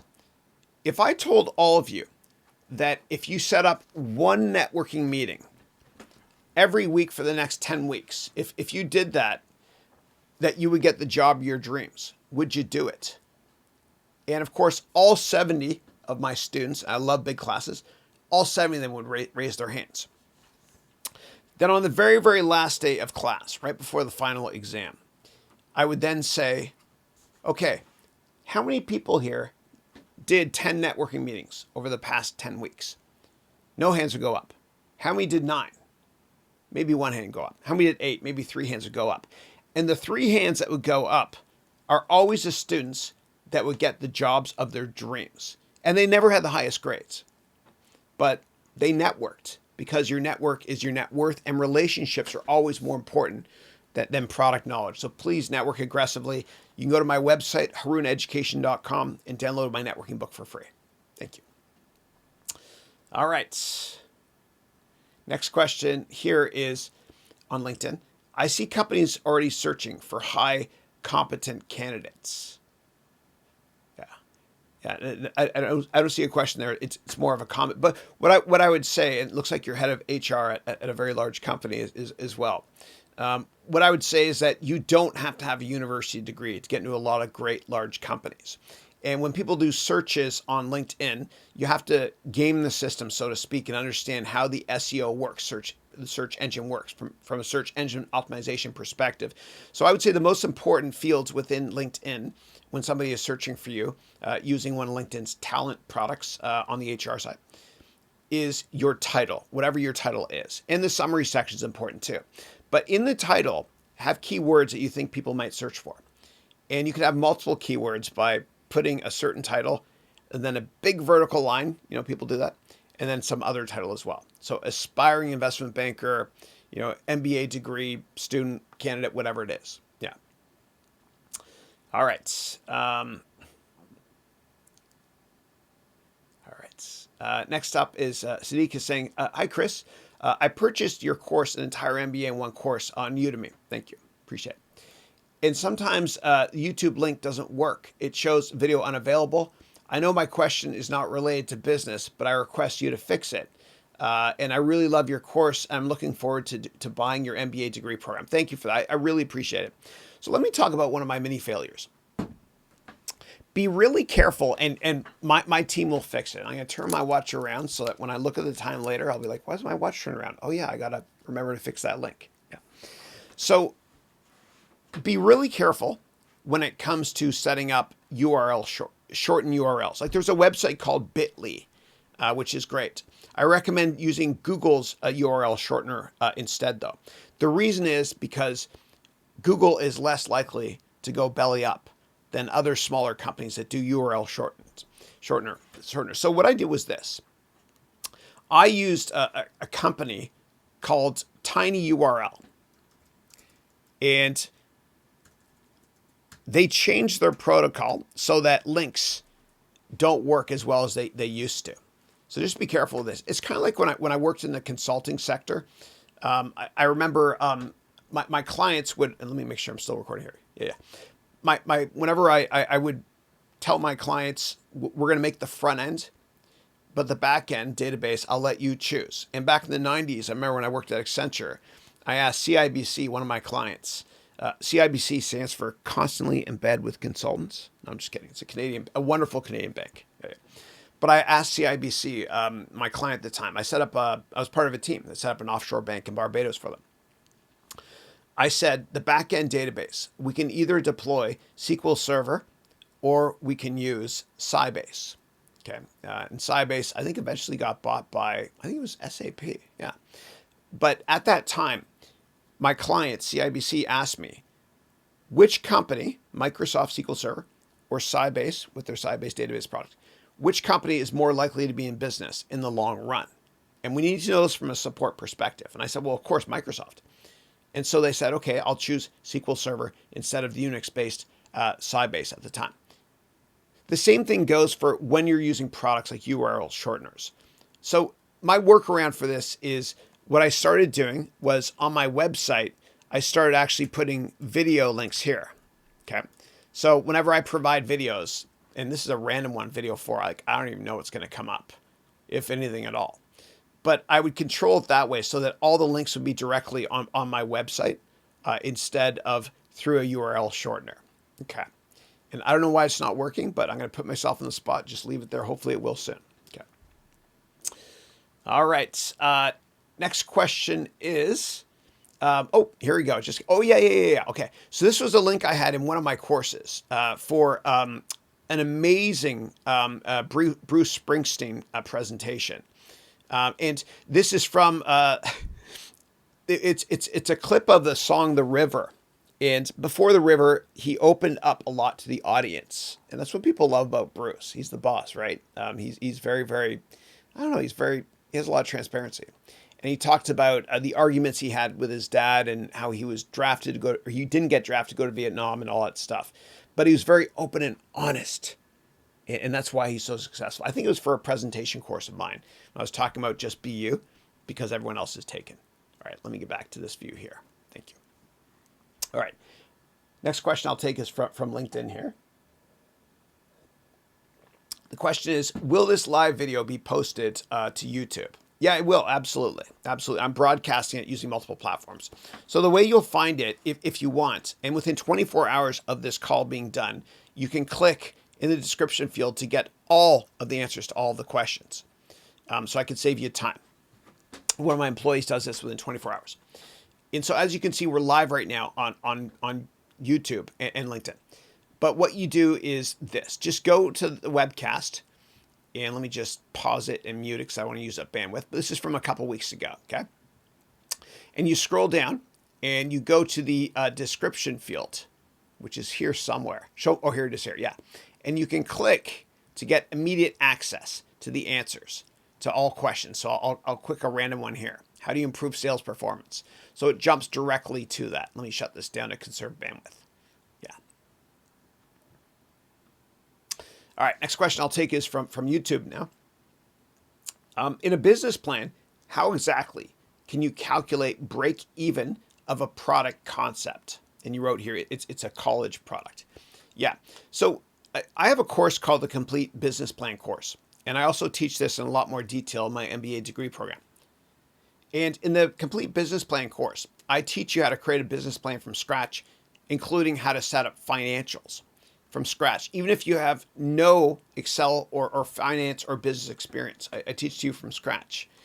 And failing to plan is planning to fail. And that's kind of a cheesy sales quote for business plans, but most people don't write business plans before they start a company.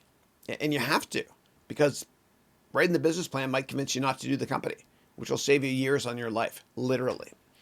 But when it comes to financial modeling, the most important thing to remember is that almost everything becomes a percent of sales. So focus on the income statement, sales, or revenue, same thing. Try to forecast what that will be longer term.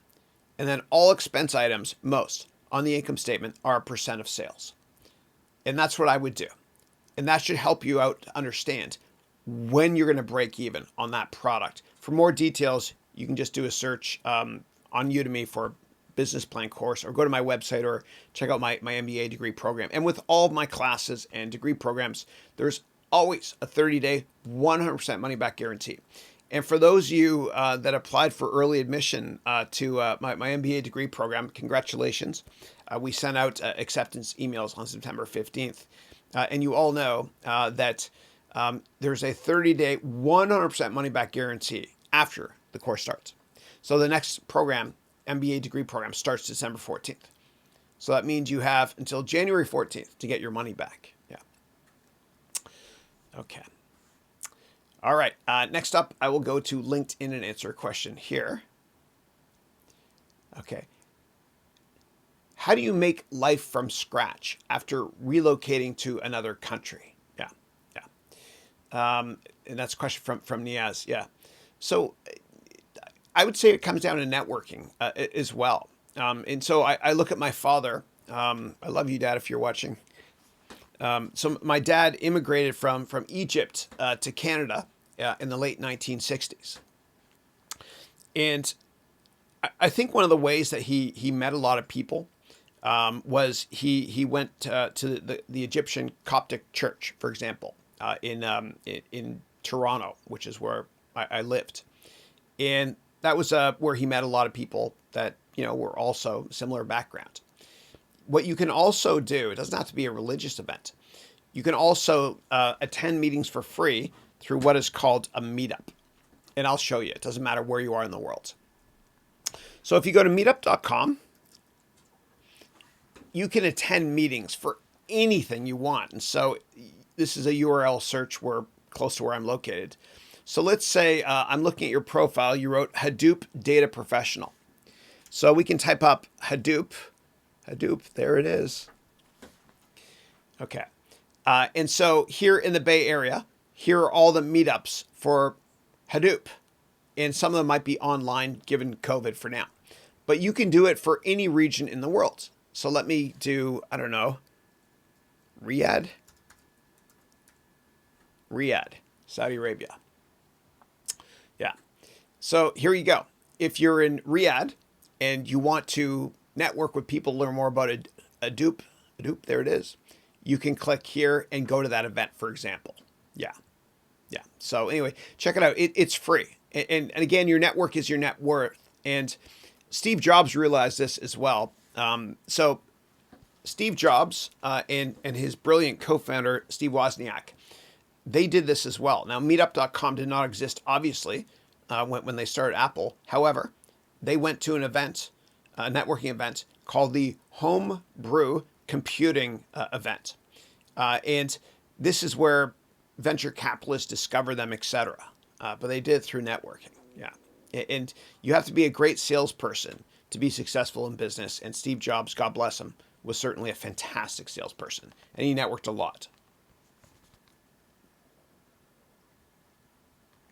All right. Let's go to YouTube for the next question from Digi Art Studio, who's asking, no matter how positive someone is, there's always that voice which puts them down or thinks of the worst scenarios. How do we stop this? Yeah. So I would say that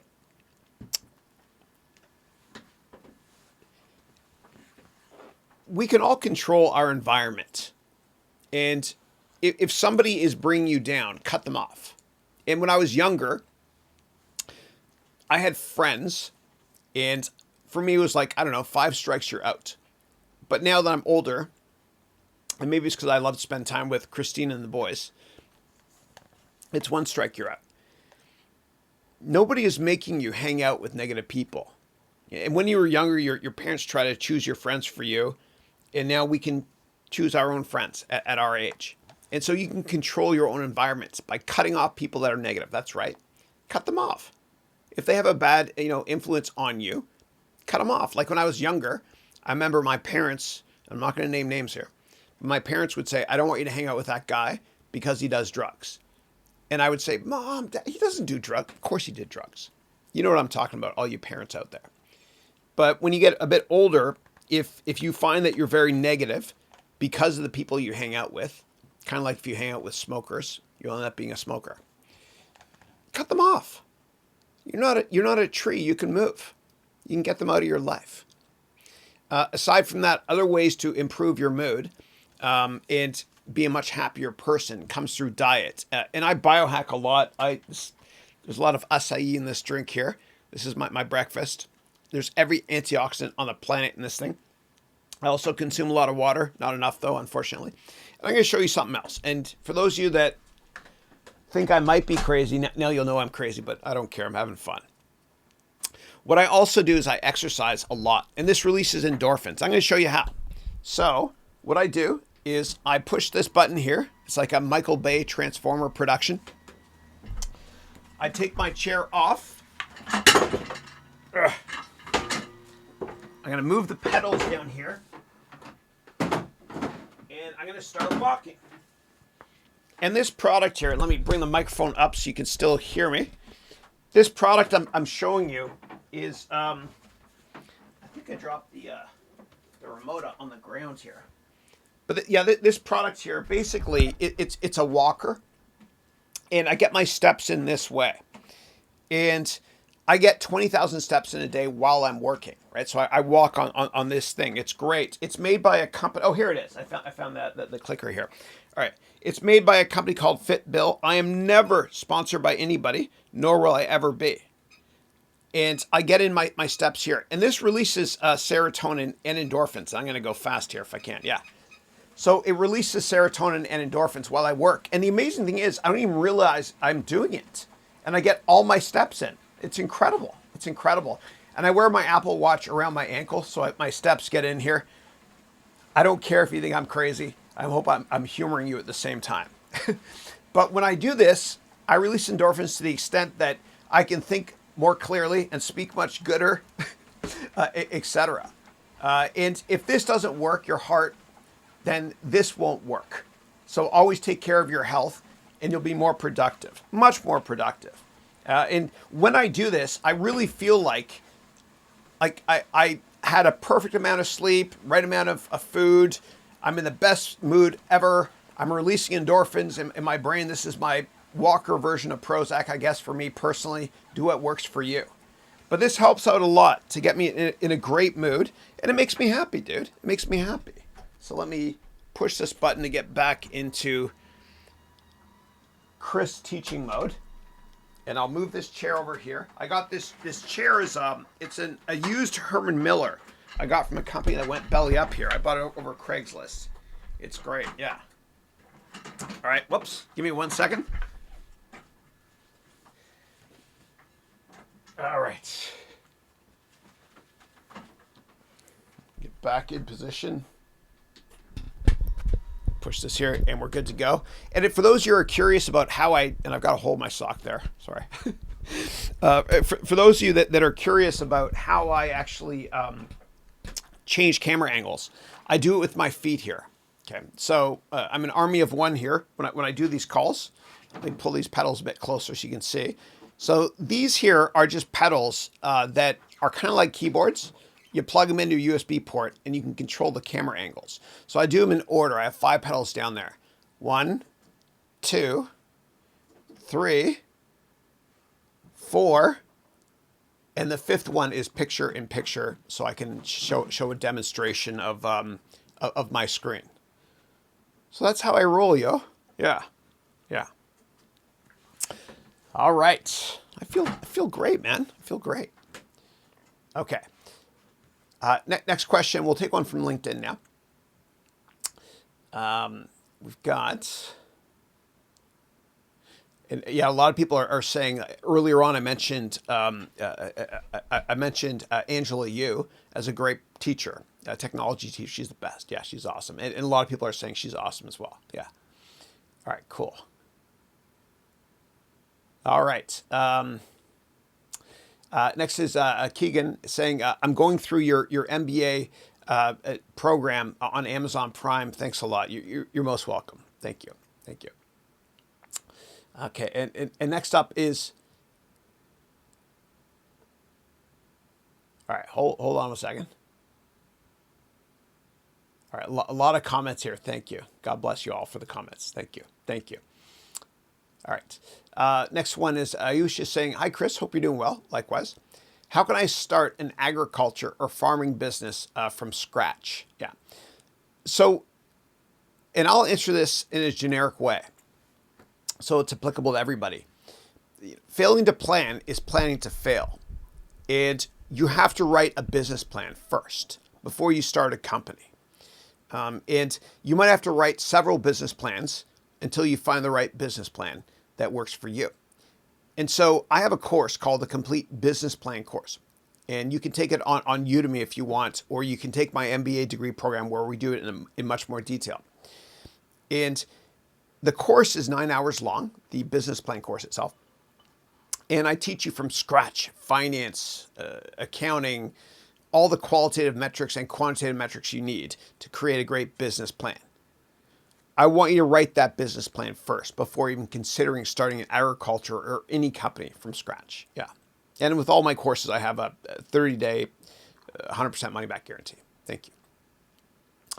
All right. Next question I will take is from YouTube, which is, what advice would you give to someone who signs up for lots of online courses and then gets overwhelmed with all the courses and battles to prioritize what to focus on each day. Yeah, no, I hear you. I hear you. And I see the engagement rates and completion rates, and I monitor that closely. I know what you're talking about. Yeah. So what I would say is set a daily schedule. And if you want to get something done, give it to a busy person. And you'll notice that when you're on vacation or you take time off, for some reason you can't find time to go to the gym or do whatever it is you're supposed to do. So what I do is I schedule all of my days. And I do this only on weekdays, not weekends. But I'm going to show you how to do it. So you can go to my website, harouneducation.com/schedule. All lowercase. Schedule. Okay. And you can click here to download a daily scheduling PowerPoint file that I have. And what I recommend is you print this out, okay? And you complete this daily before you go to bed. And I complete mine. I have a slightly higher end premium version I give to my MBA degree program students. But what I do, and this is kind of an old example, is at 9 p.m. each night, I'll complete a schedule for what I'm going to be doing for the next day. You know, in terms of getting up, when do I go on a walk, which releases endorphins? I usually walk in my office now on my treadmill. Gym time, weights, whatever. Family time for dinner for 4 hours, which means 2 hours. And then bed at 10, which means 10:30 or whatever it is. So I schedule my days the night before. And what I'll do is I'll then put this schedule, once it's completed, let me just make sure we're still recording. Test, good. What I'll then do is I'll put this schedule by my sink in my bathroom. And when I get up in the morning, it's the first thing I see. I'm like, oh, here's my schedule for the day. And then what I do is that night, I make the schedule for the next day. But before I do tomorrow's schedule, I score myself on my progress today. And it's very subjective, of course. But I'll take off 10% for each meeting I didn't do, or each, event I didn't take care of, or each to-do I didn't do. So I have to-dos right here. And this is a little bit cryptic. You might not understand it. And this is old for me. This was quarterly deadlines for when to make courses, whatever. And this here is, did I send out promotional emails, educational emails, LinkedIn message, YouTube message, whatever it is. And then and this is me personally, you do what works for you. Did I say prayers? If not, I'll take off more than 10%. It's just me. Then family comes second. Did I spend enough time with family? Then did I eat the right foods? Did I do weights or whatever it is? This is a personal thing, BMI, just body fat, whatever. Did I get 7 to 8 hours of sleep? Did I put my customers first here? Did I not surf the internet too much? Did I not check emails too much? Did I get 20,000 steps in, which means 10,000? That sort of thing. Did I wash my face twice? I don't need to go there. And then just meals. So that's how I do it. So again, you can download this from my website. Just go to harouneducation.com/schedule. And it works because the bottom line is, if you want to get something done, give it to a busy person. Okay. All right. Next question I've got here is from Pratik. Hey, Pratik is saying, how are you, Chris? I hope you're fine likewise. And the question is, what are the most important qualities of a leader? Yeah. I think a great leader is one that can motivate and inspire people. And I wrote a book about this called How to Motivate Employees. And I also made a course about this, How to Motivate Employees. A great leader is also someone that's inclusive of all people and does not tolerate a bully-based culture. So, and also a great leader listens a lot. And I want to share something with you that I'm very proud of. I made a very short video when I was in Florida. And let me show it to you. I hate bullies. And anybody that's a bully in a corporation, if I'm their boss, I give them one warning. And then that's it. So let me see, corporate. Problem with doing these videos live, I mess up sometimes. Yeah. Oh, here it is here. Yeah. This is, I'm most proud of this video compared to any other one I've ever made. So I want you guys to watch this. Hold on one second, and I will make it full screen. And what I'll do is this, as you watch this corporate bullying video, I'm going to get rid of my ugly mug so that you don't have to see me while you watch it. So it's only 1 minute long. Give me 1 second. But I'm very proud, humbly, of this video. If you bully people at work, meaning if you're a corporate bully, then I want you to keep watching this. Otherwise, don't watch the rest of this vlog. It's going to be out there today. But for you, the corporate bully, I want to thank you. I want to thank you for being such a jerk. And by the way, you peaked in high school, and you're so insecure that you treat people poorly. I get it. I get it. You're really insecure. I understand. But you know what? In a bizarre way, and I think what you've done at work, treating people poorly, is disgusting. But I think in a bizarre way, I want to thank you. Because you've motivated the people that you've treated poorly to quit and to join another company. Or you've motivated them to start their own companies.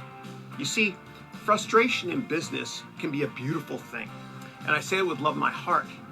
Because if you're frustrated at work because you're being treated poorly, and I've been treated poorly many times before, then that forces you to get outside your comfort zone and get a better job. Or better yet, start your own company. If I can be resourceful in any way, helping you start your own company, please let me know. Thank you. Not the bullies, just the people who are being bullied, like I was. Thank you.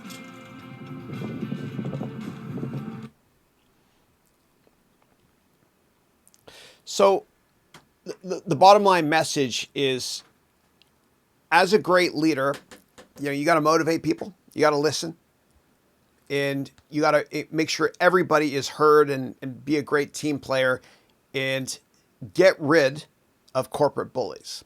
You give them one warning and then 2 data points make a trend. Yeah. Because the problem is with corporate bullying, and this is not high school, but the problem is that it suppresses ideas and innovation, and it suppresses profitability as well. Yeah. All right, next question I'll take is over LinkedIn here, which is from Tony. Hey, Tony. Tony's saying, how do you get over the fear of starting as a teacher or an online educator? Yeah. Well, I would say that it's easier than you think. And I'm humbled to say that, I've got over 1 million students on all platforms in every country.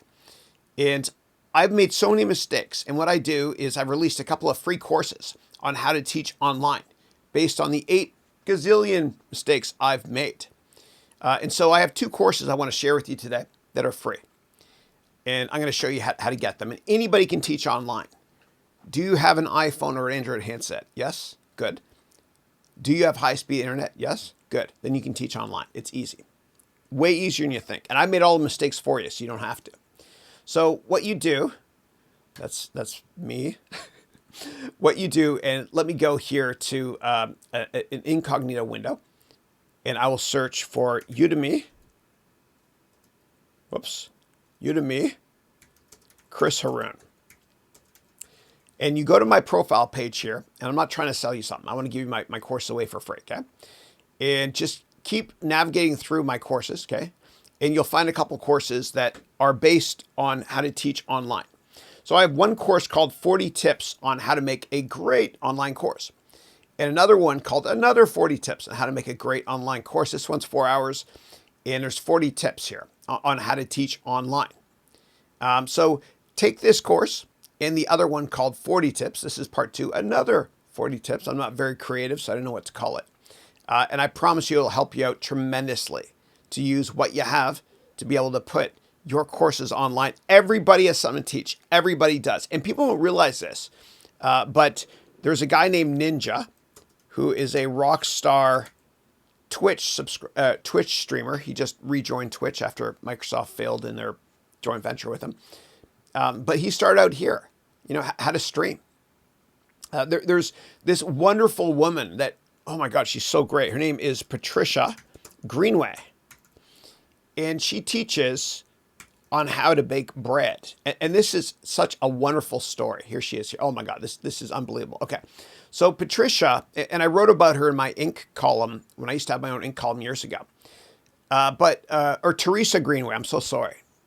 I just had a senior moment there, but it's okay. The older I got, the better I was. Teresa Greenway.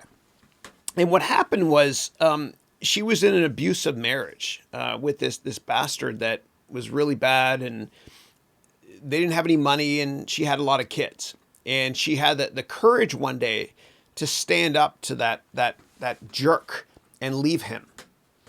And she was living off of make sure we're still recording. Good. She was living off of food stamps, and she had a couple kids. And she was like, "How do I support myself? What do I do?" And so she thought, "Well, what do I love doing, and what am I good at?" And for her, it was baking bread. How prophetic! And so she put her courses online here, and she does extraordinarily well, really, really well doing this. And when one teaches, two learn. And the last thing I'll say when it comes to teaching online is I have to quote the great Seth Godin, who has the best business courses in marketing on Udemy. Seth Godin said, "You already have everything you need to build something far bigger than yourself." You do. You do.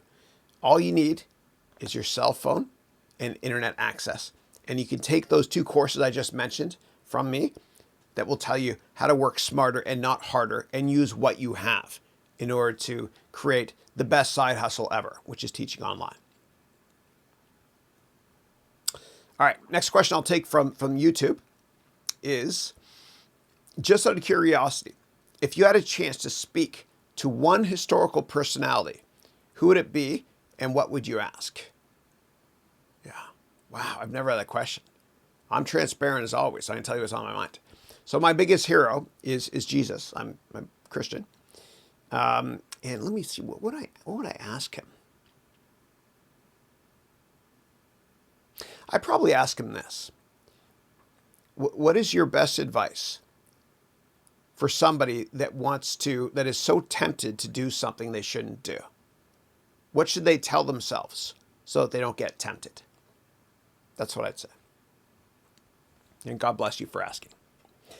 All right, next up, we'll go to LinkedIn now. Oh, Eileen, excellent. Eileen wrote, "I'm in Chris's initial MBA class. It's amazing. I've learned a whole lot about how to manage my business." And she put hashtag horse. I love that. So Eileen is works in the medical sector. She's fantastic. She lives in Atlanta, Georgia. She's amazing. And she bought a company, and I'm laughing because she explained to me that a year or two after she bought it, she found out that this healthcare company she bought owns a horse. And so I always tease her and I say, "How's your horse doing?" That's why she put hashtag horse. Thank you, Eileen, and God bless you. And thanks for joining us today. Okay, next up, I'll go to YouTube here. Okay, so what do you recommend for poor and rural homes or communities who do not have internet access? Are there any cheap devices available and courses that can be copied onto without needing internet? Yeah. So this is a pain point that's near and dear to my heart. One of my MBA degree program students named Vital, he's from Rwanda. And we're in the process of building a school in Rwanda right now. And what we're doing is we're actually putting solar on the roof so we get access to courses. And all my courses are going to be free for that school forever. And so what I recommend, and I do give away a lot of my courses.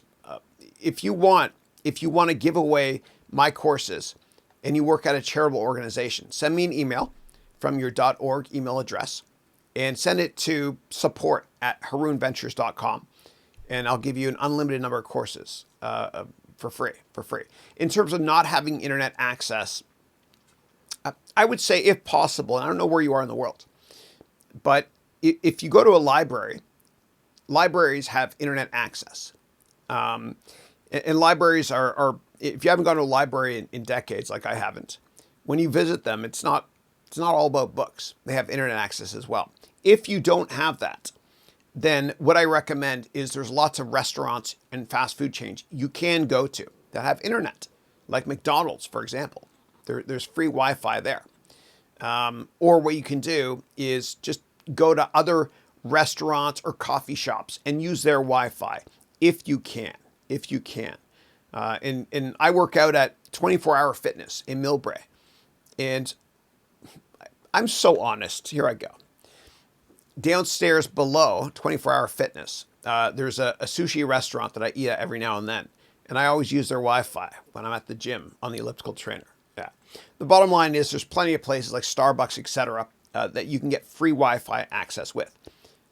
Last thing I'll say, and this was the crux of my TEDx talk on how education can fix every problem in the world.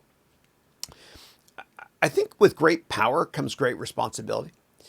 And I call upon our space pioneers, Elon Musk, Sir Richard Branson, as well as Jeff Bezos. I call upon them to find a way to put low orbiting satellites all over the place that will beam free internet access to everybody on the planet. It might be a rendition of 6, 7, 8, 9, or 10G, but we have the technology, or we will have technology soon, to be able to make that happen. All right, let me take one from LinkedIn now. LinkedIn, Imad is saying, during a recent interview, I asked, what 3 things would you change about your bank? The feedback given to the recruiter was that I seemed arrogant because of the question. Your thoughts? By the way, I made it to round 2. Yeah. So congratulations on making it to round 2. So apparently that arrogance comment they made has no substance because you made it to the next round. But sometimes when you're interviewing, what they'll do is they'll try to put you on the spot and they'll act. And they'll try to be a little bit more aggressive than they usually are to see how you respond. And so I remember when I interviewed at Goldman Sachs back in July of 1998. I am that old.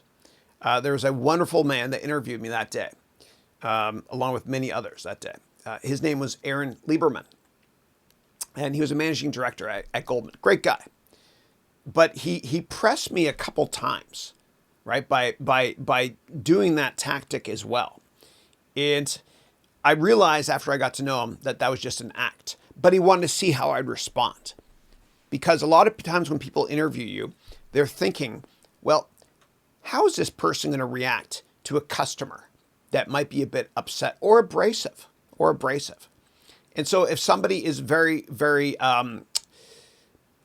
aggressive with you, I would say, in an interview, just think to yourself, this is just an act. And don't get flustered at all. And there's certain ways to disagree with people that's tactful in an interview. Instead of saying, I don't agree, you can use the concept of feel, felt, found out. You can say, I used to feel that way, but I felt differently when I found out that yada, yada, yada, whatever it might be. It's all just a test. All right, next question I'll take is from YouTube. And the question is from Pratik, who's saying, what if the people working under you hate you? How do you deal with such a situation? Yeah. Oof, that's tough. I think that more communication is probably a good solution. And I learned a lot from, there's this great CEO who used to work at Apple for years, and then Hyperion, and then Splunk. He was the CEO of Splunk, SPLK, great software company. His name was Godfrey Sullivan. And everybody loved him. And I asked my buddies that worked for him, I said, what is his secret? How does he do it? Everyone loves him. And his secret was that he would praise in public and only criticize in private. And so I think when it comes to your employees in general, only praise in public, because there's nothing worse than being berated, sometimes unfairly, by your boss in front of others. It's humiliating, and it makes you want to search for another job, which destroys and poisons the corporate culture. I would listen more. I would meet with each employee, if you can, once a quarter, and ask them for feedback. How are we doing as a team? And provide them with positive feedback as well. That's the best way to do it. You open up the lines of communication. And that way, you will get along much, much better with your employees. That much I promise. And maybe you need team building events as well. Maybe do an offsite or have one day where everyone shows up to work and you could say, okay, everyone, follow me. We're not working today. We're going to go to a matinee, which I'm going to pay for, a movie. And then we're going to go out to lunch together. And then at 1 p.m., everyone's going home. Just do team building events like that. Just get to know each other that way. Yeah. And I remember I worked at Goldman years ago. There was a great managing director there named Jacques Martin. Love that guy. And what Jacques would do is he would schedule breakfast meeting with everybody on the international trading floor. Everybody, like once a quarter or twice a year, whatever it was. And you got to know him. And he just listened. And he's a good guy. He had a lot of great wisdom as well. I miss him. Yeah. All right, next question I'll take is from LinkedIn here, which is, all right, hold on a second. From Gamar's asking, what's your opinion on the Oyo company? OYO. I'm so sorry. I don't know that company. Apologize. Next question is from Chris Coleman. Oh my goodness. Chris Coleman, how are you, man? I knew your older brother, Bill Coleman. I remember hanging out with him on Birch Hill Lane, where you lived, and across the street was Josh Hobbins, my best friend at the time. Yeah, I hope you're doing well, Chris. And Chris, I think you were buddies with my little sister, Elizabeth. Yeah, great to hear from you. And so Chris is asking, what's your take on buying online businesses and companies that have a well-established track record for e-commerce and other revenue streams? Yeah, thank you. I appreciate that. And great to hear from you, Chris. I used to hang out with the Alti Parmakians across the street too from you. Yeah. So I would say that valuation is key. Of course. And I would think like a private equity investor. And so private equity investors, what they do is they like to buy companies that are seriously undervalued. And the reason they're undervalued is because they're being mismanaged. And then what they do is they try to turn around those companies and sometimes sell them to turn a profit, or they'll just hang on to them for the awesome cash flow they have every single year. So I would make sure to look at the valuation of that company. How? Look at the valuation of similar companies. And if you can find publicly traded companies, and they, of course, all of their valuation and financial metrics are disclosed.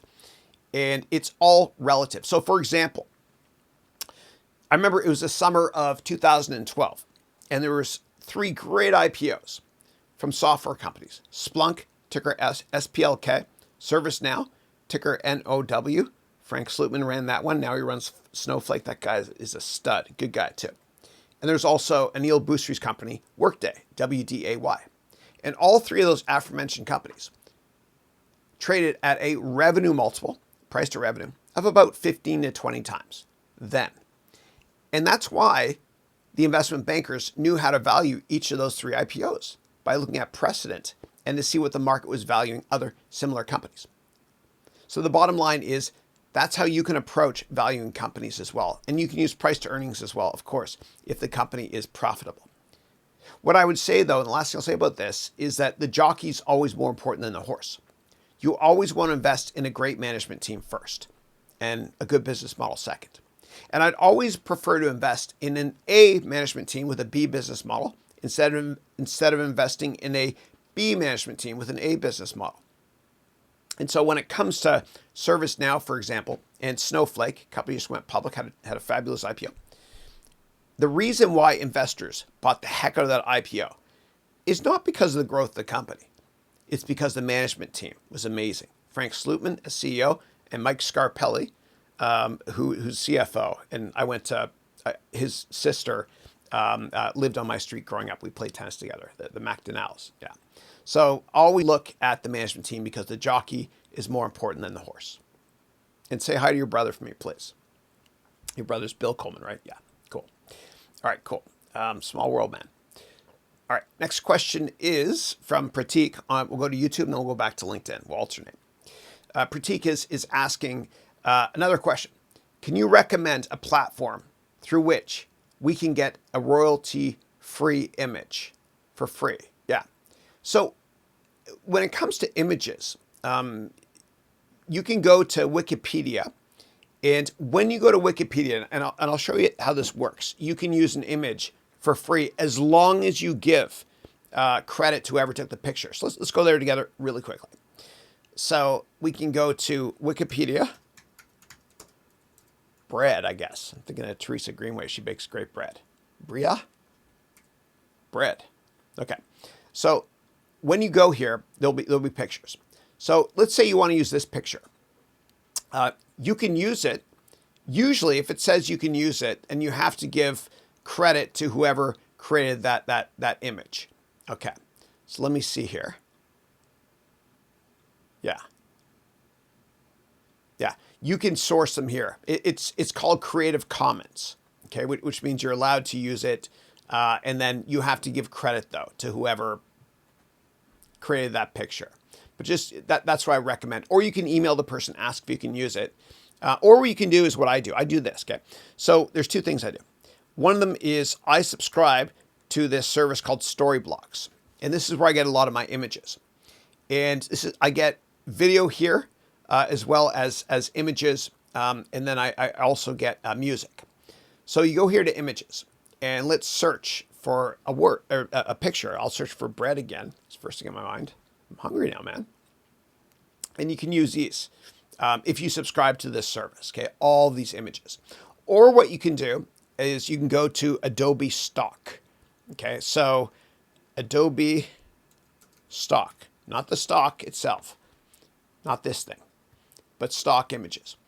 And then you can subscribe here if you want to, or you can buy individual images here as well. So if we look at bread, not Brad, hey Brad, look at bread here, for example. Again, you can buy this image for usually $2.99. Let's see. Okay, hold on. Let me find another one. Yeah, it's usually $2.99 if you subscribe as well, which is what I do. And I get a certain number of these images for free every month in the package that I use. Just laughing at my face there. Sorry. All right, let's get back on track here. Great. And I'm speaking of bread, man, I'm getting hungry. Man. Have a bit of my breakfast here if you don't mind. Yeah.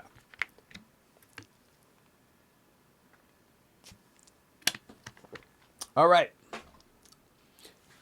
Next question. Let's get it from LinkedIn this time. Michael is saying, do you think business intelligence software is worth the investment for mid-market and small businesses like it is for enterprise? I do. I do. And you can start off from a business intelligence perspective, just using the filter feature within, or pivot table feature, I should say, within Microsoft Excel. And that might be enough for you if you download large sets of data. Then you can move up to the next level, which I recommend using a product called Tableau, founded by a brilliant man named Christian Chableau, great guy. And Salesforce actually bought the company recently. The ticker was DATA, D-A-T-A. So check out Tableau software. It's really easy to use. It's kind of like using a pivot table in Excel with a little bit more functionality. It's wicked fast and it's fun. So I would check that out as well. Yeah. And then if you want to move, if you use any software from Oracle in your company, they have a product called Hyperion, a company they bought years ago. IBM, they have a company called Cognos, which was a Canadian company based in Ottawa. That's their business intelligence platform I would check out. And then with SAP, they bought a company called Business Objects, which owned Crystal Reports as well. So I would check out those offerings, but I would start with pivot tables in Excel, because you probably already have Excel. Then I would move next to Tableau. Yeah. All right. Next question is, Rockstar Studios have bought 2 domains this week, GTAViceCityOnline.com and GTA6.com. Awesome. Awesome. And then you wrote here, GTA 6 will likely come out next year. I can't wait. I love, like, GTA 5 came out in 2013, and that game still has legs. It's amazing. It's amazing. And they're re-releasing GTA 5 on the PS5 and likely the next Xbox console with much, much better graphics. It looks lifelike, like real life, except for the faces. They haven't mastered that yet. But thank you. I'll definitely check out GTA 6. My favorite Grand Theft Auto game was Vice City, which kind of reminded me of Miami Vice meets Scarface. Yeah, thank you. All right. And next up, I'll move over to LinkedIn for the next question. I would like an unedited and a whole version of this live on YouTube because in some parts you gave such great advice. Thank you. I would like to note them down. Yeah, no, thanks for that. I appreciate that, Gamar. Thank you. So the way to get it is you can go to you can always go to my website. I'll show you here quickly. HarounEducation.com. And then at the top here, we have weekly webcasts. And then you can scroll down, and they're all here, all of them. This is week 106 today. So it'll get posted here automatically. But I've got just tons of them here. Yeah. All right.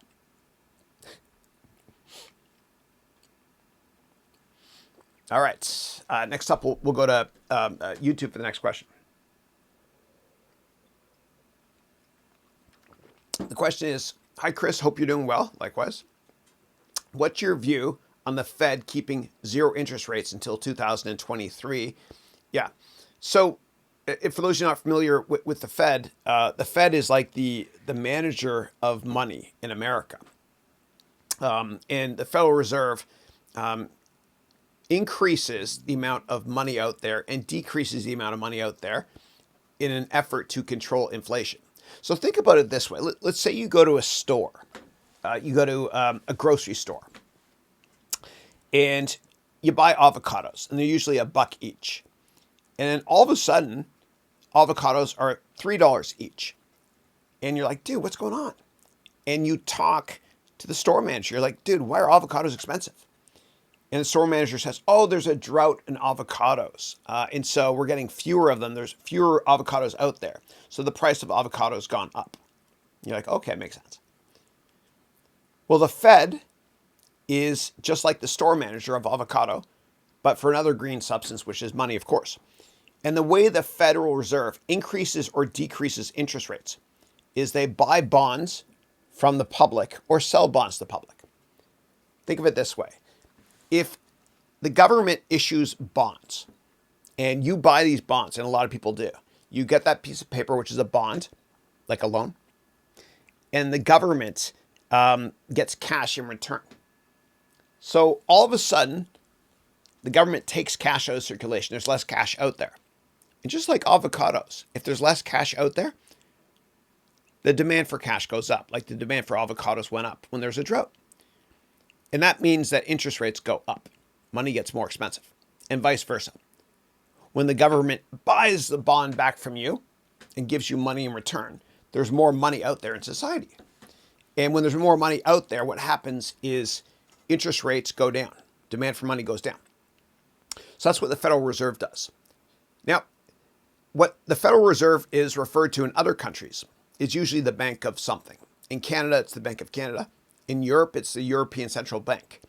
Or in Japan, it's the MOF, the Minister of Finance.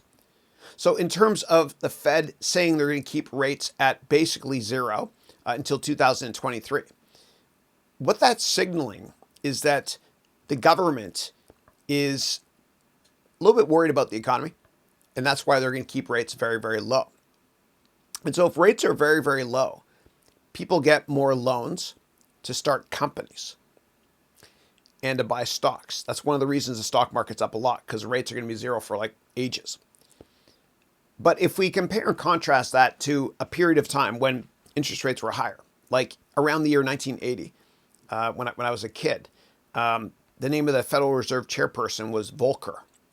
And interest rates were 20%, about that, in the early 80s. It was awful because inflation was high. The price of everything were going high.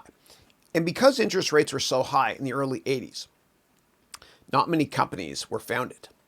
And the stock market sucked. And the reason why not many companies were founded and the markets did poorly is because people thought to themselves, well, why should I buy stocks or invest in startups when I can just put my money in the bank and make 20%? And so times are different now. And with desperate times calls for desperate measures. And so the Federal Reserve is going to keep rates low until at least 2023 because they're very, very worried about the economy for obvious reasons, largely due to COVID at this point, which unfortunately is hurting America much more than it should be at this point. but maybe a cure will come in November. Okay, I'm going to shut up about politics there. Sorry. Yeah. All right. All right. Next up, I'll go to LinkedIn for the next question. It's from Arjun, who's saying, you always say trading stocks doesn't work in the long term. So what do hedge funds do? Yeah. Thank you for that. So I think that if you want to trade stocks, you'll lose money very quickly. It's like going to a casino. Why will you lose money? Because stocks go up and down within a short amount of time, not based on fundamentals.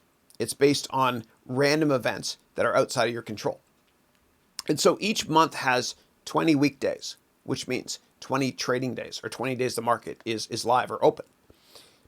The reason that stocks go up or down in those 20 days is quite often not company specific. It's not because of the fundamentals of a company. It might be due to the fact that another similar company reported positive or negative news, or there's a geopolitical event, maybe saber rattling between DC and Beijing, or for the oil markets between Riyadh and Moscow, for example. So what happens is you get fooled by randomness. It's impossible to make money every month. And so you got to be long-term focused, because as Warren Buffett said, the longer the view, the wiser the intention.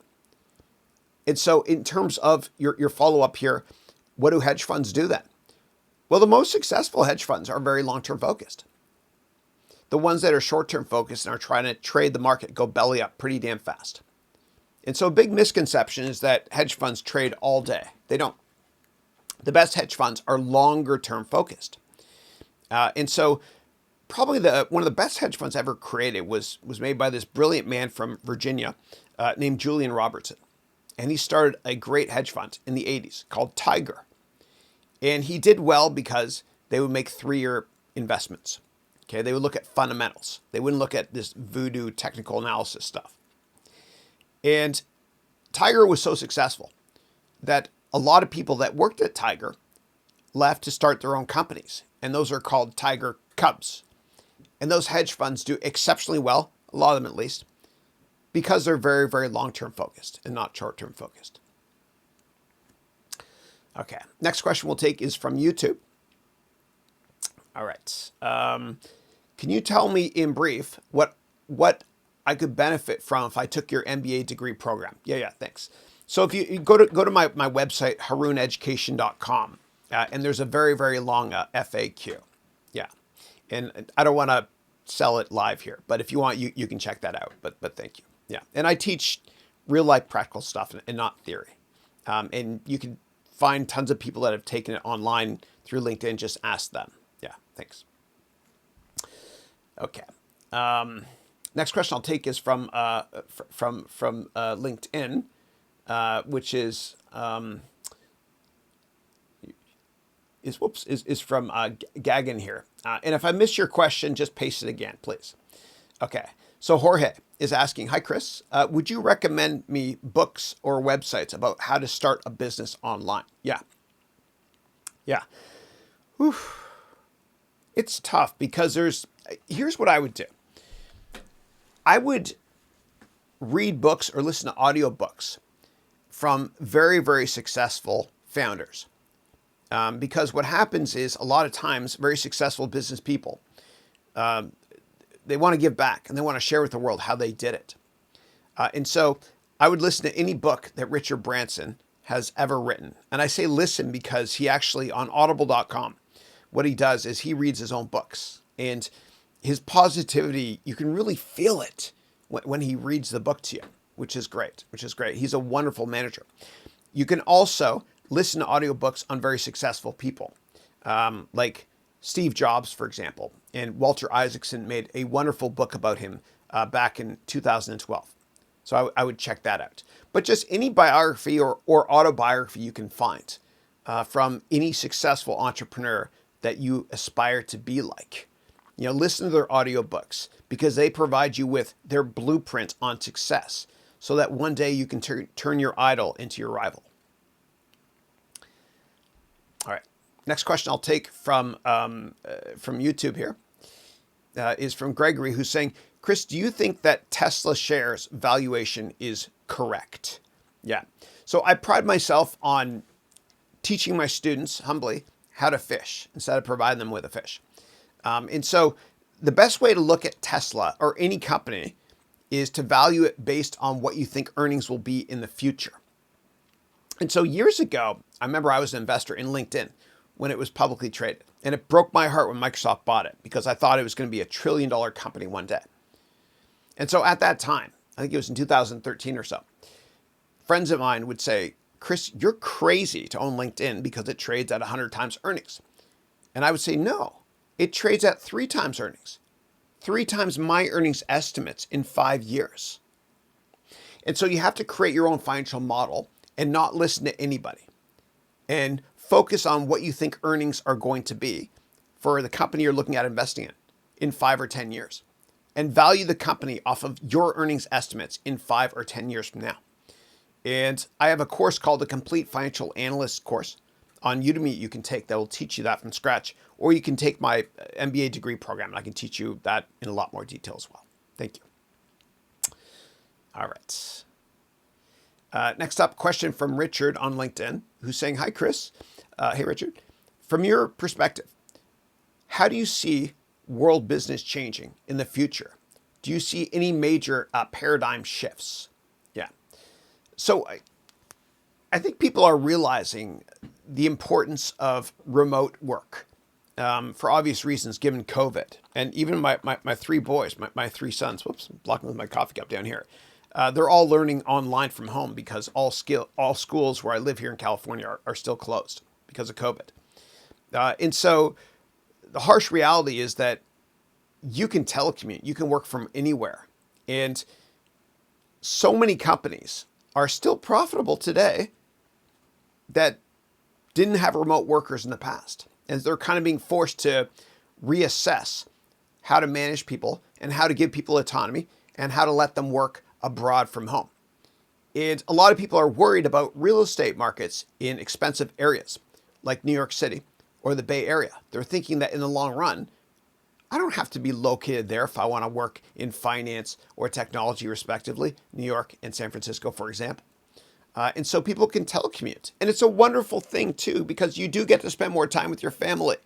And by the time your son or daughter is 12 years old, statistically, you've already spent 90% of the time you'll ever spend with them. And so for me, my son Andrew in the dark blue shirt there, he's 16, and I get to spend more time with him because he's working, well, he's being schooled from home using Zoom.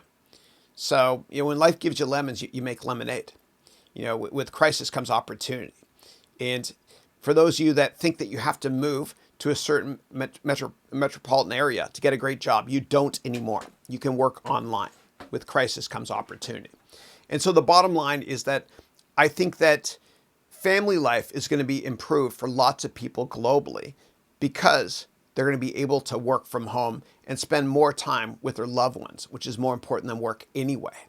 We can all telecommute, and we're all doing it today. And it's incredible because, 5 years ago, my job didn't exist.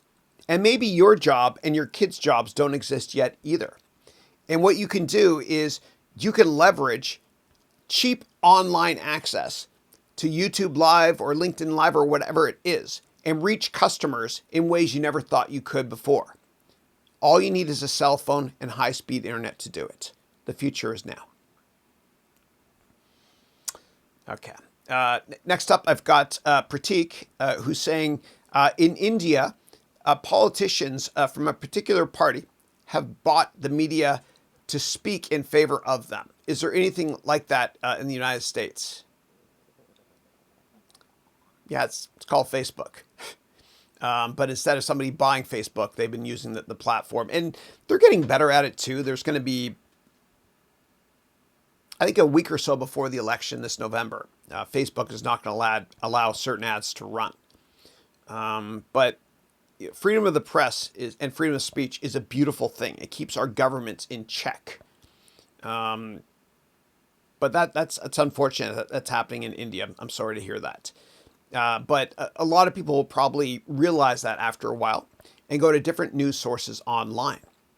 So instead of watching in America CNN, you can watch Fox News or vice versa. Or heck, you can be more global, even better, and just watch the BBC or Al Jazeera or whatever it is. Given the fact that there's internet access is truly ubiquitous, you can get access to different media sources. And I know there's been some blocking of websites there and apps from China for geopolitical reasons. You can't block every website. You can't block every news source. And trying to do so would be like putting your hand in a stream and trying to catch minnows. Some of them will go through your fingers. Yeah. Okay. Next up, I'll take a question from LinkedIn. Okay, let me do a quick time check, see how we're doing. All right, we got another half hour to go. Thank you. All right, next up, a question from LinkedIn. And if I missed anybody's question, just paste it again, please. The question is from Jayesh, who's saying, how is the financial modeling and value analyst FMVA course different from CFI?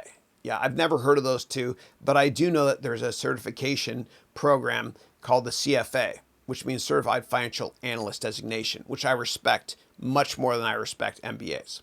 Yeah, MBA degrees, I should say. Yeah. And the CFA is a 3-year designation you do, and then you write a test once a year for 3 years, and you just study at home. And if you're going to do it, don't buy the books they tell you to buy because they're expensive. Go to eBay and do a search for Schweizer CFA books. You can buy them used for $30. That's all you need. And basically the Schweizer books, and Schweizer is owned by Kaplan, which is owned by the Washington Post, which is owned by Jeff Bezos. But the Schweizer books basically takes all the textbooks that CFA recommends reading and it condenses it into a couple of small books. So you can work smarter and not harder, but buy the used ones on eBay, please. Yeah. Okay. Next question we'll take is from YouTube. Albus is saying, hi, Chris. I hope you and your family are in good health. Thank you. Thank goodness we're okay. Thanks. And then you wrote, I have to conduct a virtual event soon. Do you have any suggestions for the event to run smoothly? Thank you. Yeah.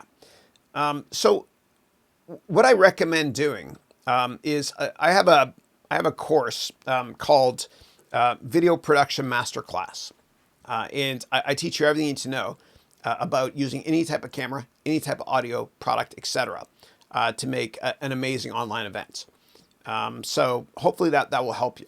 That will help you out. Yeah. Yeah. What I would say though is, if you're going to use Zoom, I would get a better microphone if you can. And so I use here, this is a Shure SM7B microphone, which Joe Rogan uses. I almost said Seth Rogen. But you can also get a Blue Yeti, which are much more affordable, which give you great audio quality. And you can even go to take a couple free courses of mine on Udemy's website on how to teach online, because I cover how to set up your own studio from scratch. So don't buy my course I mentioned before, the masterclass one. Just take 2 courses of mine that are free on Udemy called 40 Tips on How to Make a Great Online Course, and another course of mine called Another 40 Tips on How to Make a Great Online Course. And those are based on 40 and 40 mistakes I've made doing this online stuff. So you can work smarter and not harder. And you already have everything you need if you have a cell phone, that's right. And if you have high-speed internet access. And if you don't believe me, go to the Instagram profile page of Udemy, and I was interviewed. I did a half-hour interview, webcast, Udemy, Instagram Live, through Udemy's Instagram page. And all I used was my iPhone for it. That's it. Yeah. Okay, I'll go over now to LinkedIn and take questions here. All right. Gamara is saying GTA 5 is the best, and I read these things. I don't skip anything. GTA 5 is the best game ever. I agree. It's awesome. Also, I can never forget that post you had in reference to Vice City on LinkedIn. That's right. I remember that. It was a year or two ago. Yeah. Yeah. Vice City rocks, man. I love that. That's right. And I was holding up the guidebook. I remember that. Yeah. Yeah. And dude, they should just make a new version of Vice City. They can use the same character voices and everything, but just change the graphics. It would be dope. Yeah. Love that. I love the soundtrack too. The 80s music. I love that. Yeah. Yeah. Okay. Hold on a second here. Question is,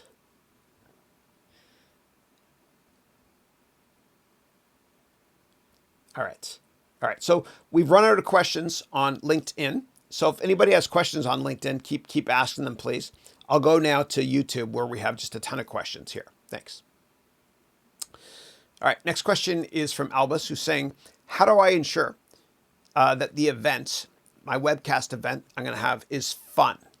So I would mix it up. Like if you're the one that's going to be presenting a lot, I would try to present and use props as well. And I have this this thing I was teaching my MBA degree students, which is every presentation, make sure to use what I call the cider house rules, the cider rules.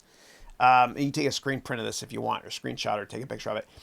Everything you say and the entire event should be convincing, interesting, different, always be unique, edutaining, meaning entertaining and educational, and relevant. And relevant's important. Always ask yourself 2 words before every bullet point on each slide in your event.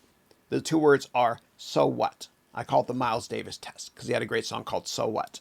Is everything relevant or not? So if you keep in mind these cider house rules, then your event will probably be great. Yeah. All right. Okay. Next question here on YouTube is, when do you think everything could be normal and we can travel everywhere? Yeah.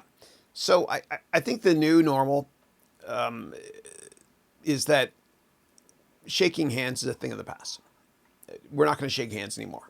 It is, and we'll probably bow more so. Like when I used to go to church, and when I was in Hong Kong, instead of shaking hands, you just bow. And the same thing in Japan, of course. I think it's going to happen. And people are also using the wave. And online, what people are doing for clapping during events is they're using 2 hands to clap like this. It's just kind of a different thing. So maybe we'll do this, or it'll be like Leonard Nimoy. God bless him. Spock, he did this. And by the way, this, when he said, live long and prosper. And this is an ancient rabbinical greeting. That's how Leonard Nimoy came up with it. So I think the new normal is no more hugging, no more shaking hands. That's it. That's it. But eventually things will get back to normal from a travel perspective. It has to. It has to. I mean, there have been deadly diseases in the past that have been eradicated. Like when I was a kid, everyone was worried about measles or chickenpox. And if I mention those 2 to my kids now, my 3 sons, they'll have no idea what I'm talking about because there's been a cure for that. Same thing with malaria. And God bless Bill Gates and his wonderful wife, Melinda, for all they do with the Gates Foundation. But we will get past this. Yeah. There's too many brilliant scientists working on this right now. Maybe it's a Gilead, I don't know, ticker GILD, or a company like that that will find some sort of cure. Yeah. And when the cure comes, I still think it's going to take a long time because people aren't going to trust the cure or the medicine, whatever it is. They're basically going to wait a couple of years to see if there's side effects and all that stuff. So anyway, it's the new normal. But the weird thing is, I've been getting sick less often now, and I think the reason is because I have much more of a conscious effort of washing my hands a lot more and not touching my face. And I talked to my doctor before COVID, like years ago, and I asked her. I said, "Doctor, why is it you're not sick all the time? I mean, you're around sick people all the time." And she said, well, 2 things. Number 1, I wash my hands a lot. And number 2, this is important, I never touch my face, ever. Yeah. Okay. Next question here is, what is your view on the Snowflake, ticker SNOWIPO? Do you think cloud computing will be the next big thing in technology after smartphones and social media? Yeah. Yeah. So, I'll comment on the management team because I know them quite well. Frank Slootman is the CEO and Mike Scarpelli is the CFO. And they're awesome. And I love them. And I've invested in them before when I invested in ServiceNow, ticker NOW, years ago. And I believe that the jockey is more important than the horse. And I don't think there are many CEOs out there or CFOs out there better than Frank Slootman and Mike Scarpelli. They're awesome. They're awesome. And one of the reasons the stock jumped is because sophisticated technology investors in the hedge fund industry and mutual fund industry they're betting on that management team. And smart investors know that, again, the jockey is more important than the horse. And Slootman is unbelievable. He's incredible. And if there's any storage geeks out there, he has a book called Storage Sucks. I think that's the name of the book, which is a good read as well. And he used to work at a storage company called Data Domain. Ticker was DDUP until EMC bought them. Yeah. Yeah. So I'll comment. And the management team's great. And I met with them too. And I met with Bob Mugli, I think his name was, before, who is the CEO. And when I worked in venture capital, they were the last company I met with. And I almost led the round on that company. And so the person that introduced me back in, I think it was 2016, 2016, to that company, or maybe it was 2015, was a guy named Mike Spicer, who worked at Sutter Hill Ventures. And he is probably one of the best venture capitalists on the planet. And we served together on the board of another software company. So he introduced the company to me. I went and I met with Bob. I thought Bob was great. Now, Bob worked, he wasn't a founder of the company, but he actually worked at Microsoft for like 30 years. And he had a lot of great stories about Bill Gates, and it was awesome stuff. And then the board decided that maybe they should change management team, only because I think Bob did a great job. I do. But only because Frank Slootman and Mike Scarpelli have a lot of experience on IPOs through Data Domain, as well as ServiceNow, and now Snowflake. And you could see the stock is up a lot, mainly because of the management team. Yeah. And then you said, do you think cloud computing will be the next big thing in technology after smartphone? Yeah. Yeah. So, yeah, I think cloud, I think we're just in the first inning when it comes to cloud computing.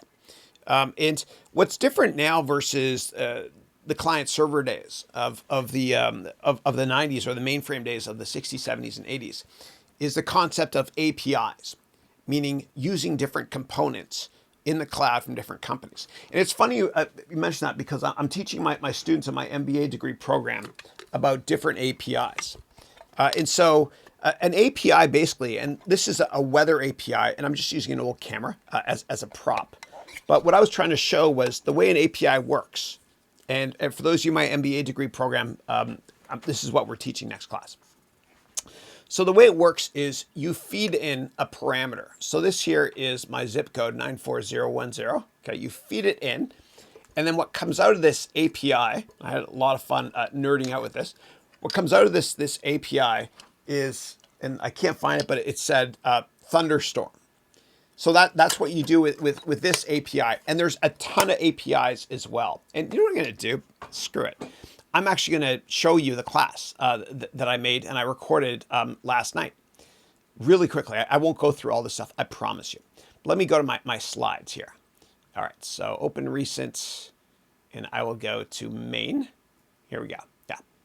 And so when I teach, what I do actually is I have slides that are on 40% of the screen, and the other 60% is me. And we're talking about branding here, and yeah. We did a case study on Lego and all that fun stuff. I can go through that if you want me to. But let me go to the API section here, because I want to explain it to everybody that and it was a very long class, that has no idea what an API is from scratch. That's M&M. Sorry. All right. Here we go. Yeah. Okay.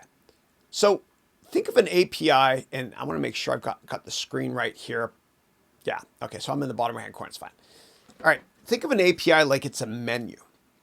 And you don't have to know how to make the food. You just choose the item, and then they make it in the kitchen. So you're using an API. You're calling an API. And I'm teaching about the YouTube API in a lot of detail in that class, and how to use it on your website, etc. I love props when presenting. So it's such a tough concept to understand, APIs, but I'm going to try to make it easy to understand. So if you want to find out the weather, you go to the Weather Channel and you enter in a string, a field, which is your zip code or postal code. Okay. Now, if you want to enter in multiple items, you have to string it together with logic. So what's the weather in 3 days for my zip code? Those are two things. And when you string together logic, you use the and sign. which we do in Excel as well when you string together cells. And so, yeah, that's how it works in Excel. Now, the weather API I talked about, but there's an API for everything. Okay, there's an API for translation with Google Translate, for example. You don't have to learn a new language; you can just translate that way. There's one for Maps as well, Google Maps. There's also and Apple Maps. There's a Dropbox API. So when you're using certain websites, you can access your Dropbox comment and upload it there if you want to. And there's also an API for PayPal on the bottom there, or Stripe. So you don't have to learn how to process payments. You can just use the API that exists out there. You're borrowing that box. It's a really, really powerful thing. And of course, there's one for If This Then That. Great company founded by the Tibbetts brothers at 980 Market Street. I did a lot of research on them in the VC days. And Zapier as well. So the beautiful thing about commerce today and cloud computing is you can call APIs. I'm going to call, hey, API, and you ask it a question. It's really, really simple. And the great thing about doing this from a cloud computing perspective is you can save a ton of money, right? And so this is where I went through how to create APIs on a certain web page. And I teach my students how to code from scratch too, in a fun way, even if you have no tech background. It's fun. Yeah, so all that stuff, I make it easy to understand and not complicated at all, and fun. Yeah, so APIs help you a lot with automation from a cloud computing perspective. It also helps you out tremendously from a spending money perspective. You can save a fortune. You can save an absolute fortune. So you can hire fewer people and just outsource and get more stuff done. Yeah, it's fun. It's fun. So anyway, that's from my next class. For those of you in my MBA degree program, that's what we'll be covering next class. Yeah. All right, cool. Let me just close this out and get back on track here. Good. All right. Next question I've got here, and anybody on LinkedIn, we've ran out of questions on LinkedIn. So if anybody has questions, ask them there, and I'll answer there as well. But I'm going to the YouTube questions now. Okay. All right. Pratik is saying, do you have any upcoming Udemy course? Yeah, I do actually. So I'm partnering with a very large bank to make at least one course. I've written the script. I sent it to them. From a compliance perspective, I've adhered to all their recommended changes. And once they tell me to record it, I'll have it done in a week. Yeah. Aside from that, I'm doing another one with one of my amazing students from Rwanda. He lives in Germany now. His name is Vital. And he's a native French speaker. And so what I'm doing is I'm taking my course called an entire MBA in one course. And we're recording it together in French. He's doing most of the talking because my French is not that great. But je essayais. Je veux faire le grasse matinée. Petit déjeuner. That's small breakfast. Yeah. So that will be coming as well. And hopefully those will be out before Black Friday, which is when I usually get my courses out. Yeah. And I've got plenty of other cool ideas as well. All right. And then question is, when is your next book? I think I'm probably done with books. But what I do is this. So with my courses, I get them all closed captioned. And I go to rev.com and I caption everything. And when you do that, you can export all the captions into text. And I make books that way so that I can repurpose the content. All right, looks like we got a question also here on LinkedIn from Gamar, who's saying, what's your opinion on Oyo Company? Yeah, I'm so sorry. I don't know what Oyo Company is. And then you have a follow-up question, which is, what is your evaluation of them? Yeah, I'm so sorry. I'm not familiar with that company. I apologize. Yeah. But if you want, you can tell me what sector it's in, and I can give you a more generic answer on the sector in general. Thank you. Okay.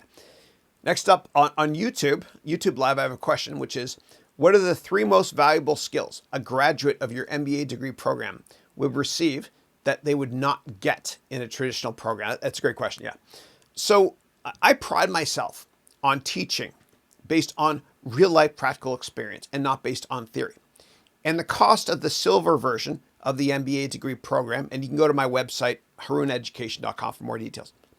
But the price of the silver version of the program is the same price for 1 hour at traditional MBA schools if you factor in rent, lost revenue, wages, etc. Plus, there's a 30-day 100% money back guarantee, which business schools don't do. In fact, for my next programs, the gold and platinum versions, which I teach live, which starts this December 14th, if you pay now or if you've been accepted, whatever, the money back guarantee lasts until 30 days after the program starts, meaning until January 14th. So I put my reputation online. In terms of stuff that you'd learn, I'll teach you how to sell. I'll teach you how to network. I'll teach you how to give a great presentation. I'll teach you how to program. I'll teach you social media concepts that will help take your business to the next level or your money back. I'll teach you how to read complex financial statements in a fun way. I'll teach you how to create an amazing business plan, much more so than my individual courses too. I have what's called the Venture Capital Bootcamp in the 3rd semester of the course, where I use the stuff that I've learned from investing in companies when I worked in venture capital, and I've invested in companies that were backed by 500 startups. I've been on the board of some of the biggest angel investment funds here in the Bay Area, and I've invested in a lot of venture capital companies. So it's like a venture capital boot camp. Think Shark Tank, but times a billion in terms of value add. I'll help you tremendously with your business model as well. I'll also help you write an amazing LinkedIn profile and resume. I'll personally do it for you if you're in the Platinum program as well. So these are all things you'll learn. And traditional MBA schools, they haven't been modernized. Like the stuff they're teaching is stuff that was relevant literally last century. So when I graduated from business school, and I'm glad I did it because I met a lot of friends and stuff. But when I graduated, I remember a couple of years after I graduated, I called my buddies and I was like, dude, and I did an MBA in finance. I'm thinking of buying a house, but I don't know how a mortgage works. And they didn't know either. And so we all had to call mom and dad and ask them, how does a mortgage work? I'll also teach you how to manage your own personal money. The problem with business schools is they teach you how to manage other people's money, not your own. I'll teach you portfolio diversification from a personal finance perspective, and of course from a corporate finance and portfolio management perspective. We'll also do a lot of fun case studies. It's fun. You'll love it or your money back. Okay. And if you want more feedback on the program, just find people on LinkedIn that have taken it and just ask them. Or you can go to my website, harouneducation.com, and you can see testimonials from a ton of students, as well as links to their LinkedIn profile. You can link to them. Just ask them if you want. Yeah. But the market always speaks for itself. Okay. All right. And then Gamar on LinkedIn is saying, Oyo is an Indian hospitality chain of leased and franchise hotels, homes, and living spaces. It's it's being backed by SoftBank, and SoftBank is run by this awesome Korean dude that lives in Japan named Masayoshi Son. Yeah. He made a fortune on Yahoo Japan years ago. Yeah. And Rakuten as well, run by Mikitani-san, who I met. It's a nice guy. So when it comes to hotels and hospitality in general, one thing I do worry about is competition from the Airbnbs of the world. And Airbnb is amazing because they don't own any real estate, and Uber doesn't own any taxis, and Facebook doesn't make any social media content themselves. These are platforms, and platforms are the best investments because if you own the platform, you can charge the cars and have toll booths, etc. And so I love investing in platform companies. I love Udemy as a platform company. I'm not an investor in Udemy. I just teach on the platform. Those are the best business models. So I would think about it that way. So as you do research on this company, make sure you understand, is this a platform-based business model, Oyo, that is? And you said it's founded by Ritesh Agarwal, who I don't know, sorry. Probably do a lot more research on the management team as well, because the jockey is more important than the horse. And I make sure that there is an e-commerce play as well, so that they don't get disintermediated by cloud-based offerings hosted on Amazon Web Services, like an Airbnb or VRBO or whatever it was. Another one, yeah. So I would check that out as well. I'd also do research on a Priceline subsidiary called bookings.com, which is huge in Europe, for example, to see if there's any sort of tie in there. Yeah. Hopefully that answers your question. If it doesn't, please let me know. But I've never heard of that company until you mentioned it right now. Yeah. Yeah. Okay. All right. Okay. Next question is from Booty, is saying, Chris, can you talk about proof of stake and cryptocurrencies? Yeah. Yeah. Gosh, I don't even know if I can. I think that's with respect to mining, and I can't even remember. Give me 1 second, okay? I'm sorry. I have this massive course on cryptos, and I'm having a senior moment. Don't take my courses because I forget everything now. That's me younger with my mouth open, by the way. Okay. Proof of stake. Let me just jog my memory. Proof of stake. It's a type of consensus algorithm in which cryptocurrency blockchain network aims to achieve distributed consensus. Creator of the next block is chosen. Okay, yeah. So the best way for me to answer this is to just explain what blockchain is from a high level perspective, and this will probably answer the question for you. So the beauty of cryptocurrencies is a concept called blockchain, and blockchain is a recording of all cryptocurrency transactions. So, for example, with the traditional blockchain or cryptocurrencies like Bitcoin, blockchain represents a digital ledger, okay, of which transactions were mined and when. And every time somebody mines a cryptocurrency, what they're doing is they're trying to break the security algorithm so that the security grows back faster. It's like when you break your arm, you have a cast, and then after you take the cast off, your arm is stronger. Okay, so that's how it works there. And the reward for mining a cryptocurrency or finding that weakness is you get a crypto. So with respect to other platforms, and I'll talk about Ethereum, okay, Ethereum, which has the Ether platform, ticker ETH, running on it. Their blockchain is a little bit different. It's not just for recording transactions, but it's also for recording all types of information, like election polls or transactions. Think about DocuSign, but in the cloud using blockchain. A cheaper, easier way to transact and record data as well. So hopefully that answers your question. If it doesn't, please let me know, and thank you. Okay. And then next question here from LinkedIn. Oh, what a great question. When do you think water will be traded as a commodity? Yeah. Wow. That's a great question. Well, I know that a bottle of water costs more than the same equivalent amount of gasoline. I think it already is kind of traded as a commodity, but it's branded differently. So you can buy generic water, Kirkland water, when I go to Costco or Price Club in Canada. You can buy Evian as well. There's just different tiers of water as well. So that's probably the best way to answer it. I'm probably not doing a service answering that question properly, but thanks for the question. Yeah. Okay.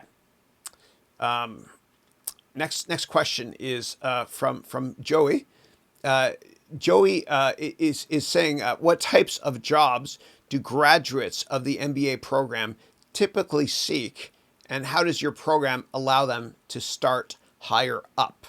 Okay, so I teach my students about all major aspects of business, and there's 5 main tracks as follows.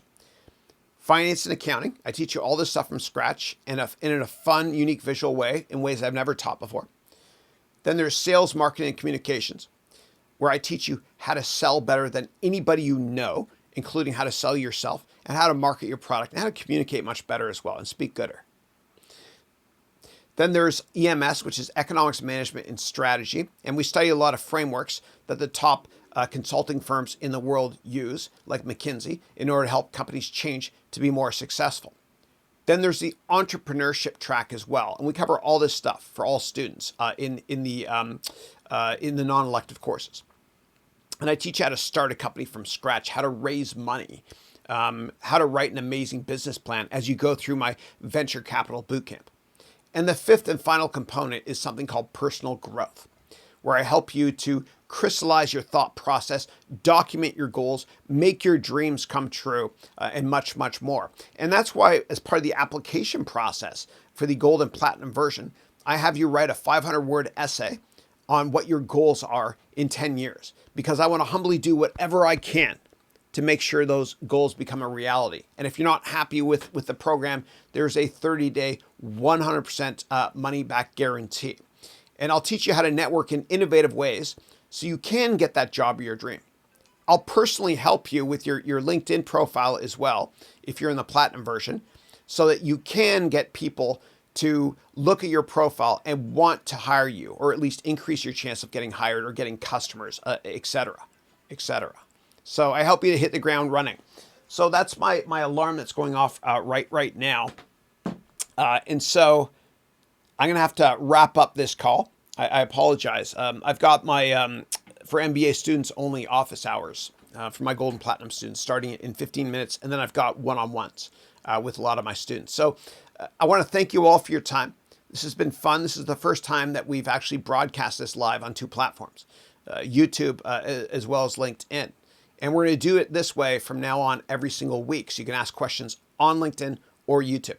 Now, if I didn't answer your question, and I see there's a bunch more here on YouTube, then please copy your questions and ask me your questions again next week during this webcast. This webcast takes place every Thursday from 8 a.m. until 11 a.m. Pacific time.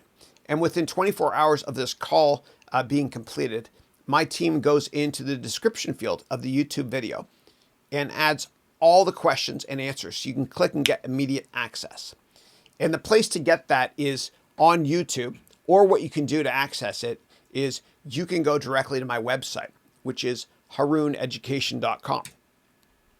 And then you go up here to weekly webcasts, and then you click on the webcast below, whatever week it is. I've done a gazillion weeks of these.